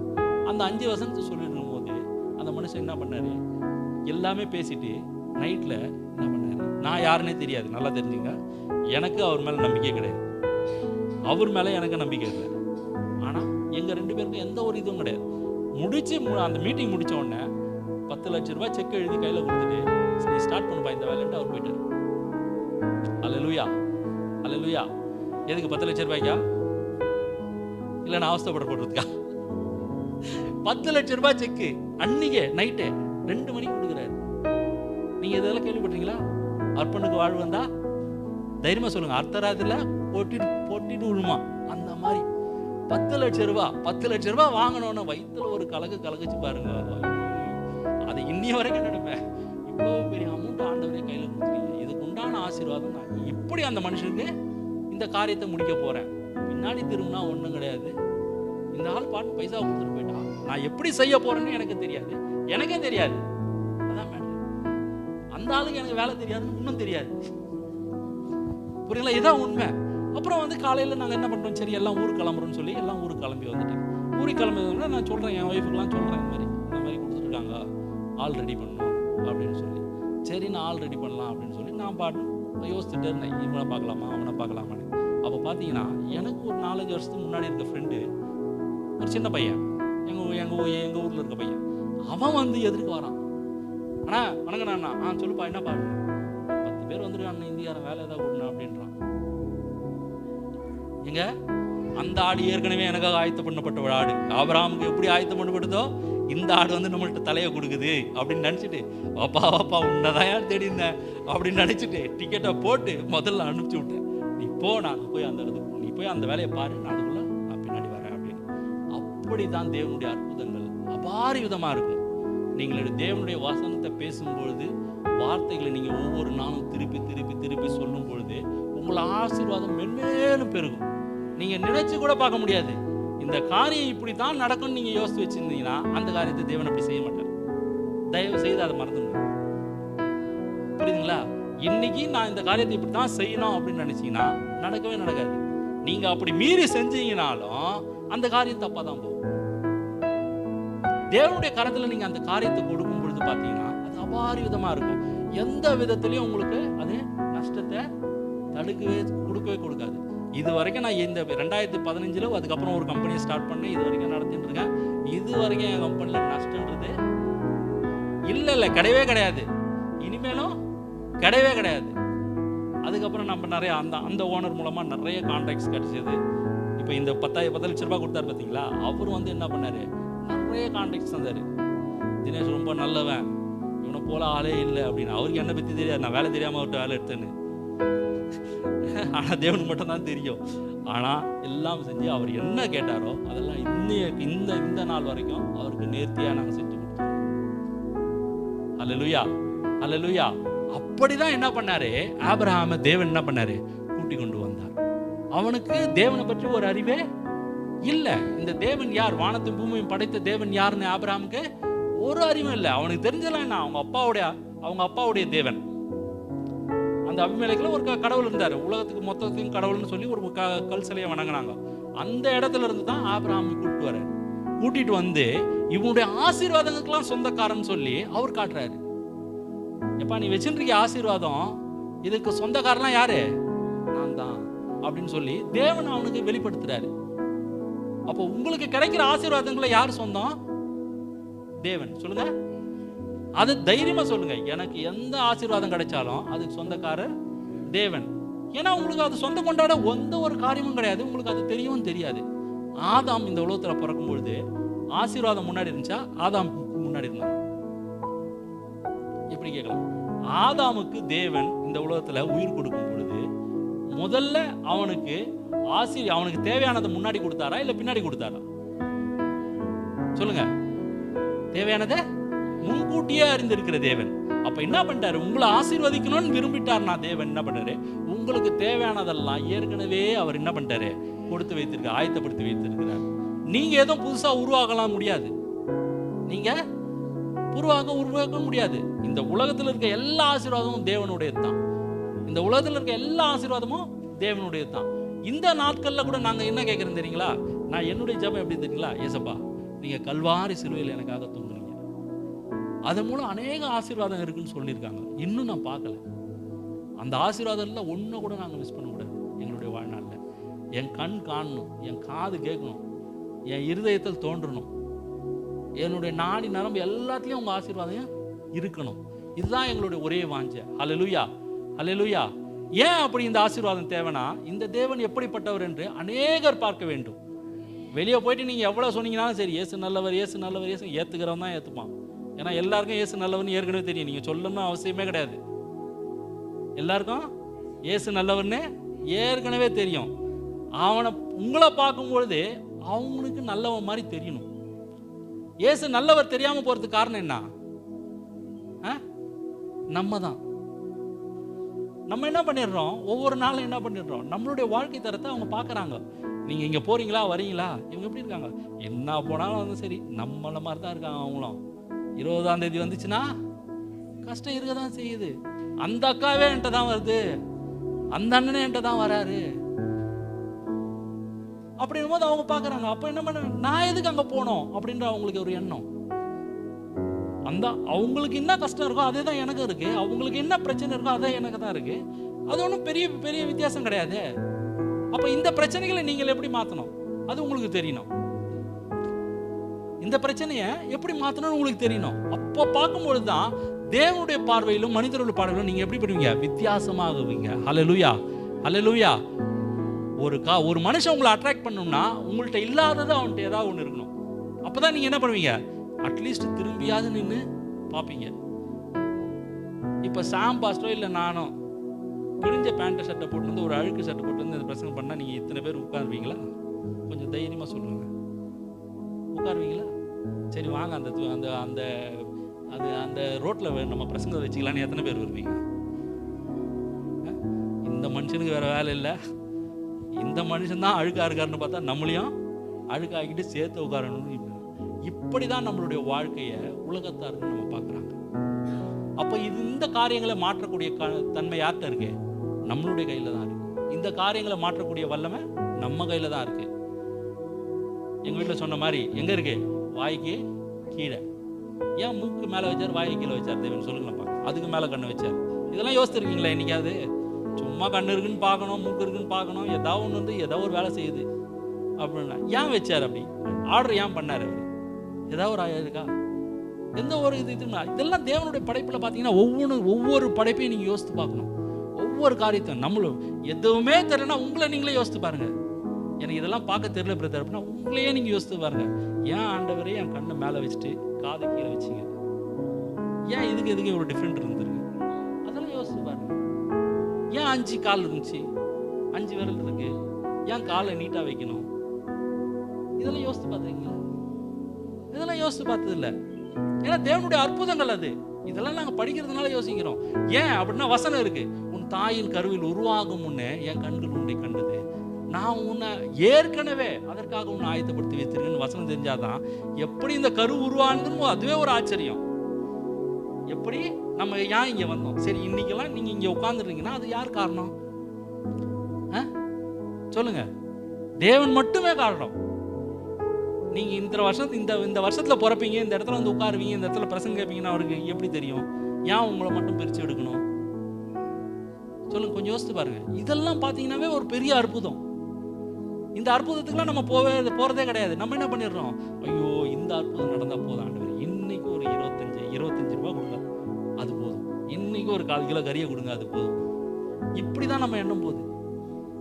இதெல்லாம் ஒரு பெரிய அற்புதம் தான். நம்மளை நாம திரும்பி திரும்பி திரும்பி பார்க்கும் பொழுது பைபிள்ல உங்களை பத்தி என்ன சொல்லியிருக்கு, மனிதனை பத்தி எங்கெல்லாம் சொல்லியிருக்கு, அதெல்லாம் பாருங்க. மனுஷனை பத்தி என்ன சொல்லியிருக்கு, இப்படி எல்லாம் யோசிங்க. டிஃப்ரெண்ட். இந்த செடியை ஏன் வச்சாரு ஆண்டவர்? இந்த மரத்தை ஏன் வச்சாரு?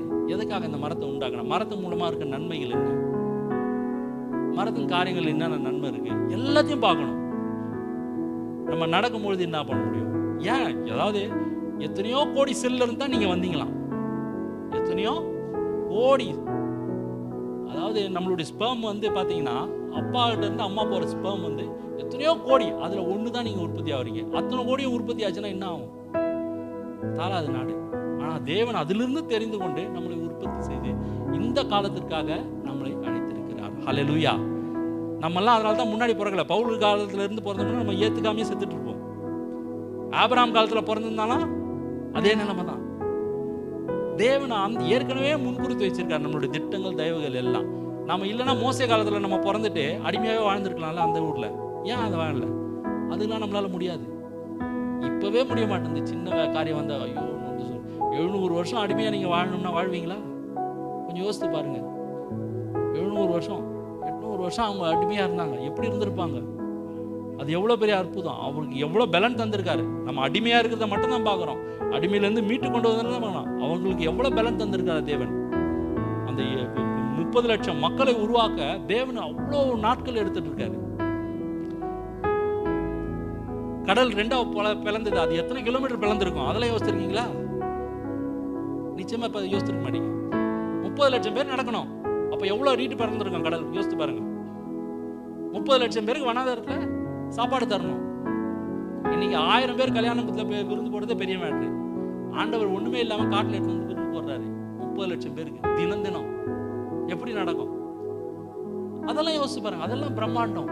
அப்ப இப்பேற்பட்ட ஆண்டவர் நம்ம வச்சிருக்கோம். இவ்வளவு அதிசயங்கள் அற்புதங்கள் செய்கிற ஆண்டவர் நம்ம கூட இருக்கும் பொழுது நம்ம என்ன பண்றோம்? சிறு சிறு காரியங்களுக்காக நம்ம இன்னும் கேட்டுட்டு இருக்கோம். நம்மளோட தேவைகள்லாம் சிறு சிறுசா இருக்கு. உங்களுடைய தேவைகள் எவ்வளவு பெருசு இருக்கோ அந்த அளவுக்கு தேவன் பெரிய, அதை காட்டிலும் பெருசா தான் கிரியை செய்வார். அல்லேலூயா, அல்லேலூயா. உங்க தேவை ஒரு 10 கோடி ரூபாய் இருந்துச்சுன்னா அவர் என்ன பண்ணுவாரு? 100 கோடி ரூபாய் தருவார். எல்லாமே அப்படிதான் அவர் பார்க்க முடியாது. நீ 10 கோடி ரூபாய் கேட்கறியா, நான் 100 கோடி ரூபாய் தரேன்னு. நீ 100 கோடி ரூபாய் கேட்கறியா, நான் 500 கோடி ரூபாய் தரேன்.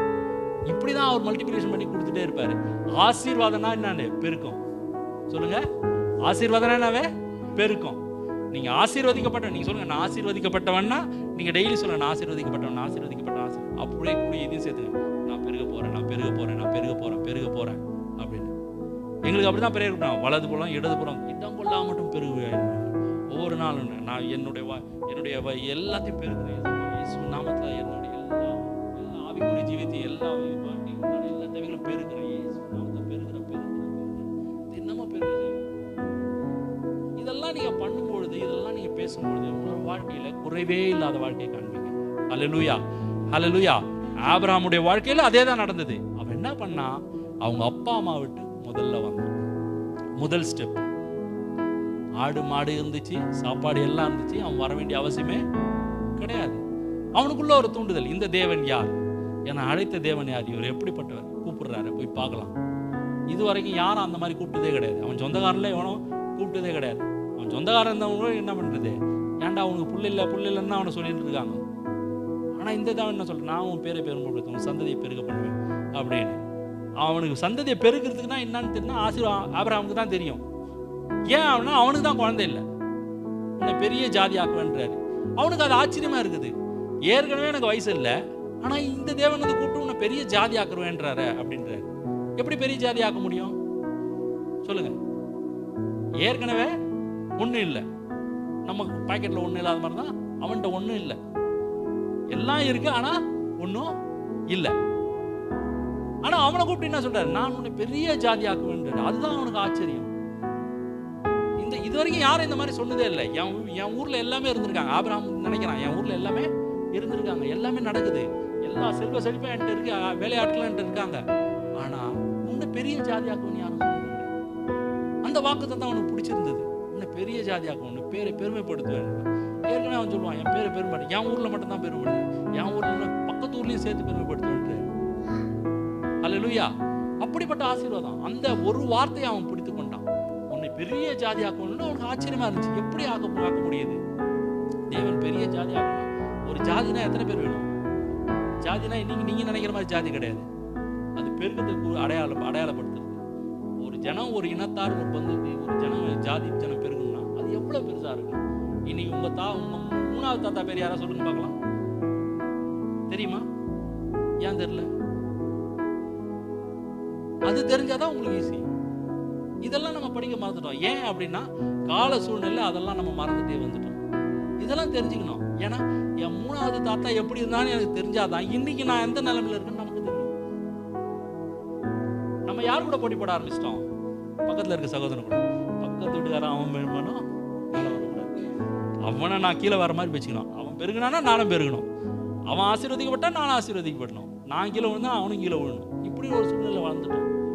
நம்ம தாத்தா பாட்டி, நம்ம முற்பிதாக்கள் எப்படி இருந்தாங்க, நம்மளுடைய மூணாவது தலைமுறை எப்படி இருந்துச்சு, அவங்க எந்த சூழ்நிலை இருந்தாங்க, இன்னும் ஆசீர்வாதத்தில் இருந்தாங்க, அவங்க ஏன் அந்த ஆசீர்வாதத்தை இழந்து போனாங்க?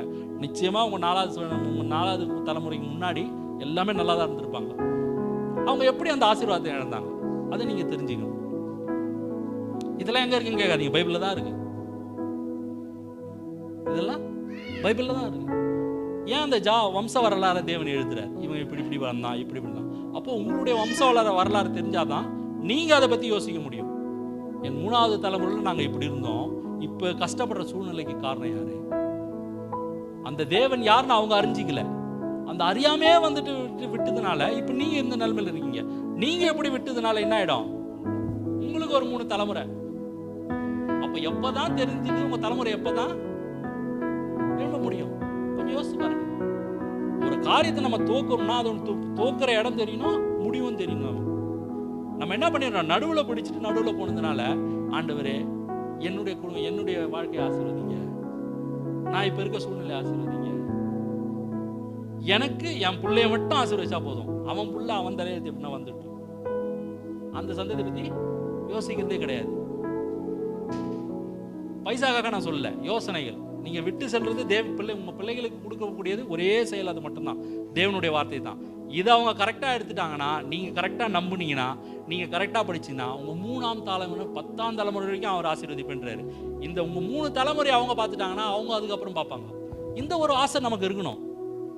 நம்மளுடைய தலைமுறைகள் ஆசீர்வதிக்கப்பட்டோம், அதுக்காக நான் வேத வசனத்தை நான் தெரிஞ்சுக்கணும். நம்முடைய காரியங்களை அதுக்காக நம்ம என்ன பண்ணிடுறோம்?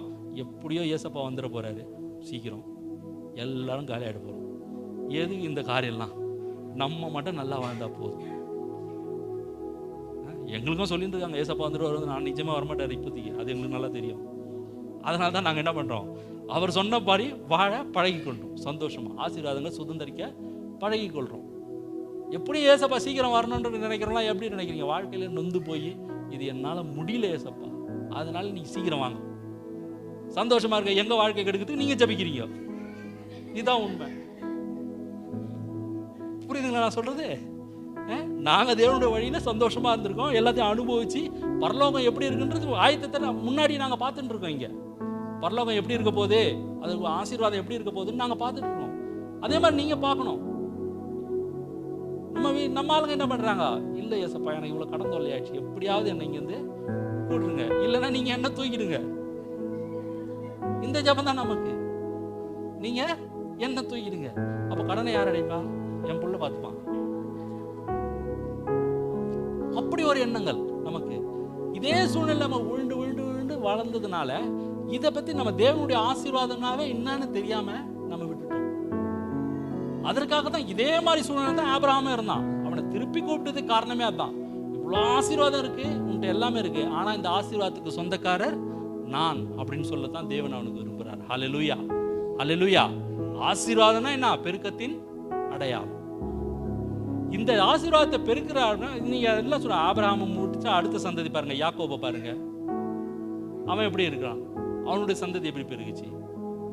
அப்புறம் ஈசாக்கா பாருங்க, அவனுடைய சந்ததி எப்படி பெருகுச்சு. இப்படியே மாற்றி மாறி பாருங்க. எல்லா தேவன் சொன்ன எல்லா காரியமும் எல்லாமே இந்த இடத்துல ஆசீர்வாதம்ன்ற வருதுன்னா அது தேவனால் மாத்திரமே வந்தது. ஹல்லேலூயா, ஹல்லேலூயா. ஈசாக்கு விதை விதைச்சு எத்தனை மடங்கு அறுவடை தராரு சொல்லுங்க? 100 மடங்கு. எத்தனை மடங்கு? 100 மடங்கு. எப்படி 100 மடங்கு வர செய்யுது? எல்லாரும் அந்த ஊர்ல இருக்காங்க, ஈசாக்கு இருக்கிற எல்லா அந்த ஊர்ல எல்லாம் இருக்காங்க, யாருக்குமே அந்த அறுவடை வரல, அவனுக்கு மட்டும் எப்படி வந்துச்சு? இதை என்னைக்காவது யோசித்து பார்த்துருக்கீங்களா? இல்ல தெரியுமா? சொல்லுங்க.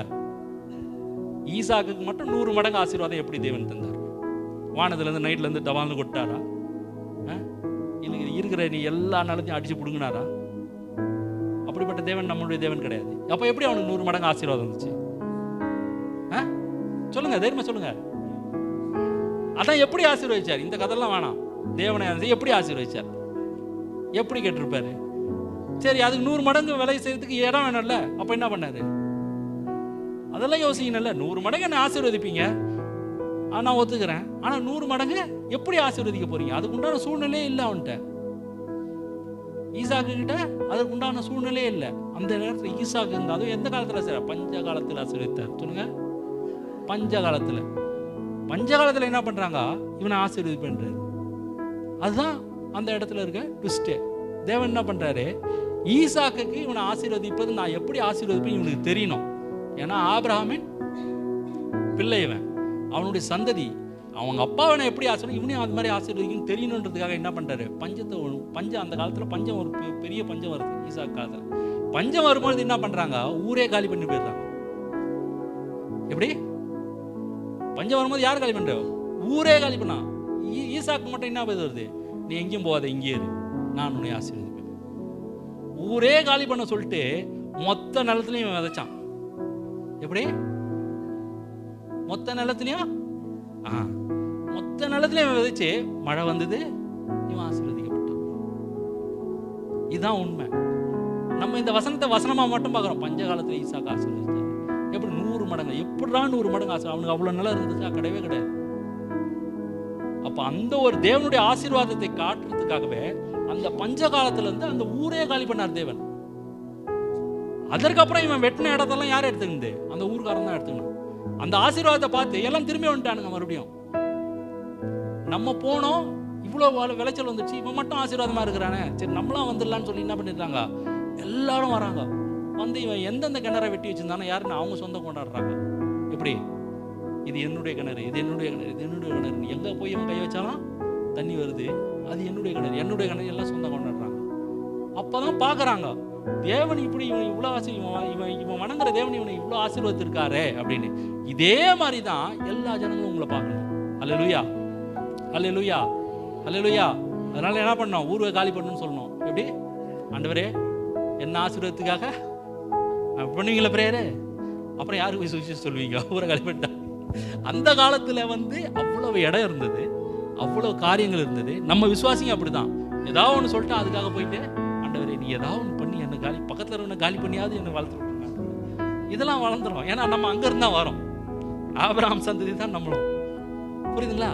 அப்ப பாத்தீங்கன்னா அவனுக்கு அந்த காலத்துல இருந்த சூழ்நிலைகள் அந்த மாதிரி, அந்த இடத்துல நிறைய பெரிய இடமா இருந்தது. அப்போ வேற வேற இடத்துல ஸ்ட்ரிப் போய் தாண்டி போக வழி இருந்தது. அப்ப தேவன் அவனை அப்படி ஆசீர்வதிக்க முடியும் அவனுக்கு காமிக்கிறார். அதான் இஸ்ரவேல் ஜனங்களை ஆசீர்வதிக்கும் போது கூட வனாந்தரத்துக்கு கொண்டு போறாரு. அந்த இடத்துல ஒரு அடையாளம் இல்லை, பாலைவனமா இருக்கு. நீங்க யோசிச்சு பாருங்களேன், பாலைவனமா இருக்கிற இடத்துல தண்ணி வருமா? 30 லட்சம் பேருக்கு தண்ணி கொடுக்கணும். எப்படி கொடுப்பீங்க? அப்போ மோசேவை ஜனங்க திட்டுவாங்களா மாட்டாங்களா? நல்லதா கேட்டதா? மோசேவை திட்டு கரெக்டா இல்லையா? தைரியமா சொல்லுங்க. தண்ணி இல்ல அதனால திட்டினாங்க. புரியுதுங்களா? ஏன்னா தேவன் கூட பேசக்கூடிய ஒரே ஆள் இவர் தான். ஆனா ஏன் இவங்க திட்டினாங்கன்னா, வனாந்தரத்துல தேவன் கூப்பிட்டு வந்துட்டாரு, ஏற்கனவே நடந்த அற்புதத்தை இவங்க பார்க்க மறந்துட்டாங்க. அதனாலதான் மோசம் மேல கோவம் வருது. ஏற்கனவே நடந்த அற்புதம் என்ன சொல்லுங்க? என்னைக்கு இவங்க வனாந்தரத்துல காலை எடுத்து வச்சாங்களோ, பகலிலே மேகஸ்தம்பம், 30 லட்சம் பேருக்கும் ஒரு மேகம். அப்படி எங்கெங்க இருக்காங்களோ அப்படியே சூழ்ந்துருந்துச்சு. இது எவ்வளோ பெரிய ஆச்சரியமான காரியம் பாருங்க. இரவில் குளிர் வரும் வனாந்தரத்தில், வீடு கிடையாது எவனுக்கும். எடுத்துட்டு வந்த பையோட பொட்டி வெட்டியா பணம் இருக்கு, மூட்டை மூட்டையா தங்கம் இருக்கு. வாங்க கடையில், வாங்க கடையில் என்ன பண்ணுவான் சொல்லுங்க? பணத்தையும் வச்சுருக்கான், எல்லாம் வந்து அப்படியே தூங்குது. இந்த சைடு 2 கழுதையில் இருக்கு, இந்த சைடு மாட்டு வண்டியில் இருக்கு, என்னென்ன இருக்கு எல்லாத்தையும் போட்டு வச்சிருக்காங்க. இஸ்ரேல்கிட்ட இருந்து வாங்கி வந்து, இந்த எகிப்து ஜனங்கள்ட்ட இருந்து வாங்கி வந்த எல்லாமே. ஆனா வனாந்தரத்துல கடை இல்லை. எல்லாத்தையும் தேவன் கொடுத்துட்டாரு, ஆனா என்ன பண்ணிட்டாரு? கடையே இல்லாம வைக்கிட்டாரு. அப்ப இதுக்கு முன்னாடி நடந்த இந்த தண்ணிக்கு முன்னாடி நடக்கிற அற்புதம்னா, இவங்க என்னைக்கு வனாந்தரத்துல கால் எடுத்து வச்சாங்களோ அன்னைக்கே மேகஸ்தம்பம். 40 வருஷம் உங்களுக்கு நிழல் கொடுத்ததுன்னா நம்புவீங்களா? கொஞ்சம் யோசிச்சு பாருங்க, அது எவ்வளவு பெரிய அற்புதம். இதெல்லாம் படிக்கும் போது எனக்கு கண்ணீரா வரும். ஐயோ, எப்படி ஆண்டவர் 40 வருஷம் நைட்ல குளிரே வரக்கூடாது, கட்டையை போட்டு எரிக்கிறார் தேவன் அக்னி ஸ்தம்பமா. 30 லட்சம் பேருக்கும் அனல் வரணும். யோசித்து பாருங்க, 30 லட்சம் பேரும் ஒருத்தம் கூட குளிர்ல சாவல. அதான் மேடம், செத்தது யாருன்னா அவங்க வாயால தான் செத்தாங்க. ஆனா தேவன் கையால அவங்க யாரும் சாவல. இரவில் மேகஸ்தம்பமாகும், அக்னி ஸ்தம்பமாகும், பகல் மேகஸ்தம்பமாகும், ஒவ்வொரு நாளும் அவங்களுக்கு கூடவே இருந்தார்.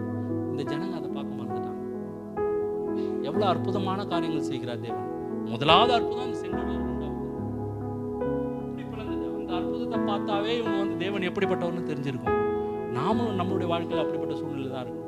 ஒரு சின்ன அற்புதத்தை காமிச்சாலும் சரி, பெரிய அற்புதம் நடந்தாலும் சரி, அதை மறந்து போயிடும்.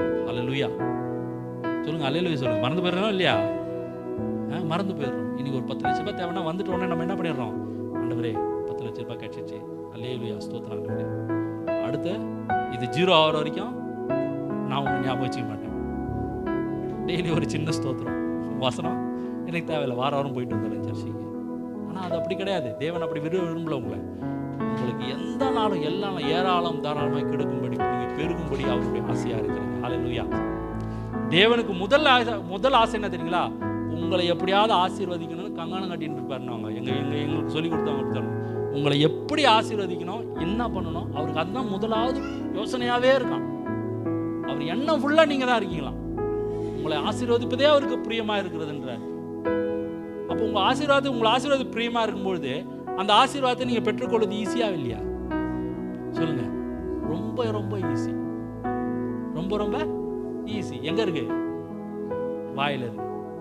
டெய்லி என்ன பண்ணணும்? உங்களுக்கு தெரிந்த வசனங்களை நீங்க பேசி பேசி பேசி, எந்த வசனம் தெரியுதோ அதை என்ன பண்ணணும்? பேசி பேசி பேசி நீங்க பழகும் போது அது ஈஸியா மாறிடும். நீங்க விதைக்கிற விதை அதுதான். ஊரை காலி பண்ண சொல்ல வேணாம். நீங்க விதைக்கிற விதை வசனத்தை நீங்க விதைக்க விதைக்க விதைக்க அது பெருக்கம் உண்டாகும். அல்லேலூயா, அல்லேலூயா, அல்லேலூயா. இதற்கெல்லாம் நீங்க ஒன்றும் பிரயாசமே பட வேணாம். இது ஈஸியா? இல்லை முட்டி போட்டு 24 மணி நேரம் நான் ஜபிச்சு அழுது கிடைச்சாதான் அந்த ஆசீர்வாதம் நிற்கும்னு சொல்லி பிரசங்க கேட்கலாம். அது ஈஸியா? சொல்லுங்க. இந்த ஈஸியான காரியத்தை நீங்க செய்யணும், அவ்வளவுதான். ஜபிக்கும் பொழுது ஜபிங்க. உங்களுக்கு எப்பெல்லாம் தோணுதோ, உங்களுக்கு இது பண்ண தோணுதோ நீங்க போய் ஜபிங்க, தனியா ஜபிங்க, உபவாசம் பண்ணி ஜபிங்க. அது உங்க பிரச்சனை, அதுக்குள்ள நாங்க வர விரும்பல. ஆனால் தேவன் உங்களை ஆசீர்வதிப்பது மிக இலகுவான காரியம். அல்லேலூயா, அல்லேலூயா. ரொம்ப இலகுவான காரியம். தேவன் ரொம்ப இன்னைக்கு அவர் ஒரு தீர்மானம் எடுத்துட்டாரு, உங்களை ஆசீர்வதிக்கணும்னு தீர்மானம் எடுத்துட்டாருன்னா ஈஸியா முடிச்சிடும். அவர் எப்போ தீர்மானம் எடுத்துட்டாரு? கல்வாரி சிலுவையில் தன்னைத்தானே ஒப்பு கொடுக்கும் பொழுதே அந்த தீர்மானத்தை எடுத்துட்டு விட்டார். இனிமே போயிட்டு ஆண்டவரே நீ என்ன ஆசீர்வதி ஆசீர்வதி ஆசீர்வதின்னு சொல்லினா பொருள் பிரயோஜனமும் கிடையாது. அவர் என்ன பண்ணார்? என் காலை விட்றா, நான் ஏற்கனவே மேலே போயிட்டேன், எல்லாத்தையும் கொடுத்துட்டு நான் மேலே போயிட்டேன். இப்போ வந்து நீ ஆசீர்வாதமாக தான் இருக்கிற, வசனத்தை எடுத்து பாரு அப்படின்றார். புரியுதுங்களா? அவர் கல்வாரி சிலுவையில் மரிக்கும்பொழுது என்ன ஆச்சா? எல்லா காரியத்தையும் கொடுத்துட்டாராம், ஒன்றும் குறையில்லாமல். நம்ம மனுஷனுடைய வாழ்க்கைக்கு தேவை என்னவோ அதெல்லாம் கொடுத்துட்டார். பரலோகத்தை பற்றி நீங்கள் கவலைப்படாதீங்க. அவர் போயிட்டார் ஆயத்தப்படம். எங்க பரலோகத்துக்கு அவர் போயிட்டார். அதனால் நீங்கள் அதை பற்றி யோசிக்காதீங்க. ஆண்டவரே பரலோகத்தில் போயிட்டு என்ன ட்ரெஸ்ஸு போட்டிருப்பீங்க, அங்கே நான் வெள்ளை ட்ரெஸ்ஸு போட்டிருப்பேனா இல்லை கலர் சட்டை போட்டிருப்பேனா, அதெல்லாம் நீங்கள் யோசிக்காதீங்க. அது அவர் ஆயத்தம் பண்ண வேண்டிய வேலை. அவர் வேலையை நீங்கள் யோசிக்கக்கூடாது. புரியுதுங்களா? பக்கத்தில் யார் இருப்பா, இவங்க இருப்பாங்களா, அவங்க இருப்பாங்களா, ஏதோ சொல்கிறாங்களே பூமி நிலநடுக்கம் வருது, இது விழுமா, இப்போ வந்துடுவீங்களா, அப்போ அதெல்லாம் அவர் யோசிக்கிற வேண்டிய வேலை. உங்களே அவர் ஆயத்தம் பண்ணி வைத்திருக்கிறார் ஆல்ரெடி. நீங்கள் இந்த உலக வாழ்க்கையில் நீங்கள் நடக்க, தேவனுக்கு பிரியமாய் நடக்க, தேவனுக்கு ஆசீர்வாதமாக நடக்க, நீங்கள் அநேகரை வந்து சாட்சி உள்ளவர்களாக மாற்ற, அநேகர் உங்கள் பக்கம் திரும்பணும், அநேகர் உங்களால் இழுக்கப்படணும், கவர்ச்சிக்கப்படணும். நீங்கள் எப்படி இப்போ இயேசுன்னு ஒரு வார்த்தையை கேட்டு உங்கள் வாழ்க்கையில் நன்மை செய்து எல்லாரும் கவர்ந்து நீங்கள் வந்தீங்களோ, அதே மாதிரி உங்களை பார்க்கும்பொழுது நீங்கள் இருக்கிற பகுதியில், நீங்கள் இருக்கிற பட்டணத்தில், நீங்கள் இருக்கிற கிராமத்தில், நீங்கள் இருக்கிற பகுதியில் எல்லாரும் உங்களை ஆச்சரியமாக பார்க்கணும். எப்படி பார்க்கணும்? ஆச்சரியமாக பார்க்கணும். இது எப்படி நடந்தது இவங்களுக்கு, இவங்க என்ன பண்ணுறாங்க அப்படின்னு சொல்லி என்ன பண்ணணும்? அவங்க ஓடி வரணும். ஆனால் நீங்கள் என்ன பண்ணுறீங்க, நான் வரேன் உங்கள் கூட. ஓடி வரவன் தைரியமாக ஓடி வர மாட்டான், சொல்லவும் மாட்டான். ஆனால் நீங்கள் என்ன போகிற இடத்துல கொண்டு ஆனால் நான் வரேன் உங்கள் கூட அப்படின்வான். அவ்வளோதான் சொல்லுவான். ஏன் அப்படின்னு அப்பயே தெரிஞ்சுங்க, ஓகே ஏதோ ஒரு கவர்ந்து இருக்குது நம்மளை, இவரை இழுத்துன்னு போகிறோம் அப்படின்னு தெரிஞ்சுங்க. அவன் வந்து சொல்ல மாட்டான், நீ வணங்குற தேவன் நான் வணங்க மாட்டேன்னு. பொறுமையாக வருவாங்க உங்கள் வீட்டுக்கு வந்து பார்ப்பாங்க. உங்கள் வீட்டை பார்த்துட்டு எல்லாம் பார்ப்பாங்க. பார்த்துட்டு எப்படி இவங்க ஆசீர்வாதமாக இருக்காங்க. சரி உங்கள்கிட்ட கொஞ்ச நாள் பொறுத்து போயிட்டு அன்றைக்கி மறுநாளோ இல்லை அது அடுத்த வாரமோ மாதக்கணக்கு கூட ஆகலாம், கேட்குறது தயக்கமாக இருக்கும். அப்புறம் கேட்பாங்க அவங்க, இந்த மாதிரி ஒரு பிரச்சனை எங்கள் வீட்டில் என்ன பண்ணுறது. அப்போ அவங்களுக்கு சொல்லும் பொழுதே அதை நீங்கள் கவர்ந்து இழுக்கப்பட்டுறீங்க. அவங்க பிரச்சனை உங்கள்கிட்ட சொல்லும் பொழுதே அவங்களுக்கு இருக்க உண்டான சொல்யூஷன் உங்கள்கிட்ட இருக்குன்னு அர்த்தம். அல்லேலூயா, அல்லேலூயா. இந்த ஆடு ஏற்கனவே கூட்டின்னு வந்து உங்களுக்கு பலி விடுறதுக்காக கூட்டின்னு வந்திருக்காரு கடவுள். அப்போ என்ன பண்ணணும்? நீங்கள் அவங்களுக்கு சுவிசேஷத்தை சொல்லணும். எப்படி சொல்லணும்? உங்களுக்கு சொல்ல தெரியலன்னா நீங்கள் இங்கே கூப்பிட்டு வந்துடணும். இங்கேப்பா இந்த சர்ச்சுக்கு போகிறோம்ப்பா, இங்கே நல்லா பண்ணுறாருப்பா பாஸ், அவர் நல்ல பிரசங்கம் பண்ணுறார், அவர் பிரசங்கம் பண்ணுற வார்த்தையை தான் நாங்கள் கேட்குறோம் அப்படின்னு நீங்கள் சொல்லும் பொழுது இங்கே வந்தோன்னா அவங்க காரியங்கள் மாறுதலாய் மாறும். அல்லேலூயா, அல்லேலூயா. நாங்கள் அப்படி வந்தோம் தான். இன்றைக்கி பார்த்தீங்கன்னா தினந்தோறும் அற்புதம் தான். ஒவ்வொரு நாளும் அற்புதத்தின் மேலே அற்புதம் தான் எங்கள் வாழ்க்கையில் நடந்து கொண்டிருக்கு. அதான் நான் சொல்லுவேன், ஒன்றுமே இல்லாத இடத்துலேருந்து எங்களை தூக்கிட்டு வந்தீங்க ஆண்டவரே. எல்லாம் இருந்தது, அந்த ஆசீர்வாதத்தை எப்படி யூஸ் பண்ணணும்னு தெரில. அப்போ அறிவு இருந்துச்சுன்னா அந்த ஆசீர்வாதத்தை யூஸ் பண்ணியிருந்தாலும் இவ்வளோ நல்லதாக இருந்திருக்குமோ இல்லை பெலனாக இருந்திருக்குமோ தெரியாது. அந்த ஆசீர்வாதத்தை பிரயோஜனப்படுத்தலாம். ஆனால் இந்த ஆசீர்வாதத்தை தேவனிடத்தில் வந்த பிறகு வர ஆசீர்வாதத்தை அனுபவிக்கும் போது சந்தோஷமாக நிறைவாக இருக்குது. இந்த சந்தோஷம் நிறைவாக இருக்குது. தூங்கும்போது தான் நல்லா தூங்குறோம், ஏந்திரிக்கும் போது தான் நல்லா தூங்குறோம். புரியுதுங்களா? ஏந்திரிக்கும் போது தான் நல்லா ஏந்திரிச்சு நல்ல பலன். இன்னைக்கு காலையில் உண்டான தேவை எல்லாத்தையும் தேவன் சந்திப்பார். நான் எதை பற்றியும் கவலைப்பட தேவையில்லை அப்படின்ற ஒரு எண்ணத்தோடு நாங்கள் எழுந்திரிக்கிறதுனால, எந்த எண்ணத்தோடு நாங்கள் வர்றதுனால எங்களுக்கு அதை குறித்து கவலையே கிடையாது. ஒவ்வொரு நாளும் நம்மளுடைய தேவனுடைய வசனத்தை நாம் எடுத்து நம்ம வாயில் சொல்லும் பொழுது என்ன சொல்லணும்? வாயில் சொல்லும் பொழுது யார் பேசணும்? நீங்கள் தான் பேசணும்.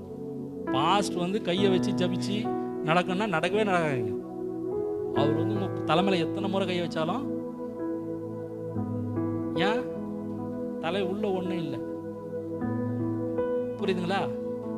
அப்புறம் அவர் என்ன பண்ணுவார்? ஐயோ இவரு இந்த அம்மாவுக்கு இந்த மாதிரி ஆட்டினா அவர் முட்டி போட்டு அழுது கடைசியில் அந்த மனுஷன் நடக்க முடியாமல் ஆக்கி அந்த மனுஷன் உபவாசம் போட்டு கடைசியில் ஐயா குளுக்கோஸ் ஏற்றுறாங்க ஐயா உபவாசம் போட்டு அப்படின்னு அந்த நீங்கள் சொல்லி அந்த மனுஷன் அதை பார்க்க போய், புரியுதுங்களா? அவர் வந்து உங்களுக்காக என்ன பண்ண வசனத்தை பிரசங்கம் பண்ண முடியும், வசனத்தை சொல்ல முடியும். அதை எடுத்து நீங்கள் பேசும்பொழுது தான் உங்களுக்கு ஆசீர்வாதம். இதுதான் உண்மையான பிரசங்கம். தேவன் அதான் சொல்றாரு, வாயில வார்த்தையை வச்சுனா நான் உன்னை ஆசீர்வதிப்பேன். அல்லேலூயா. இந்த வார்த்தையை எடுத்து உங்க வாயில வைக்கும் பொழுது அவர் உங்களை ஆசீர்வதிக்க ஈஸியா இருக்கும். எந்த வித கஷ்டமும் இருக்காது. புரியுதுங்களா?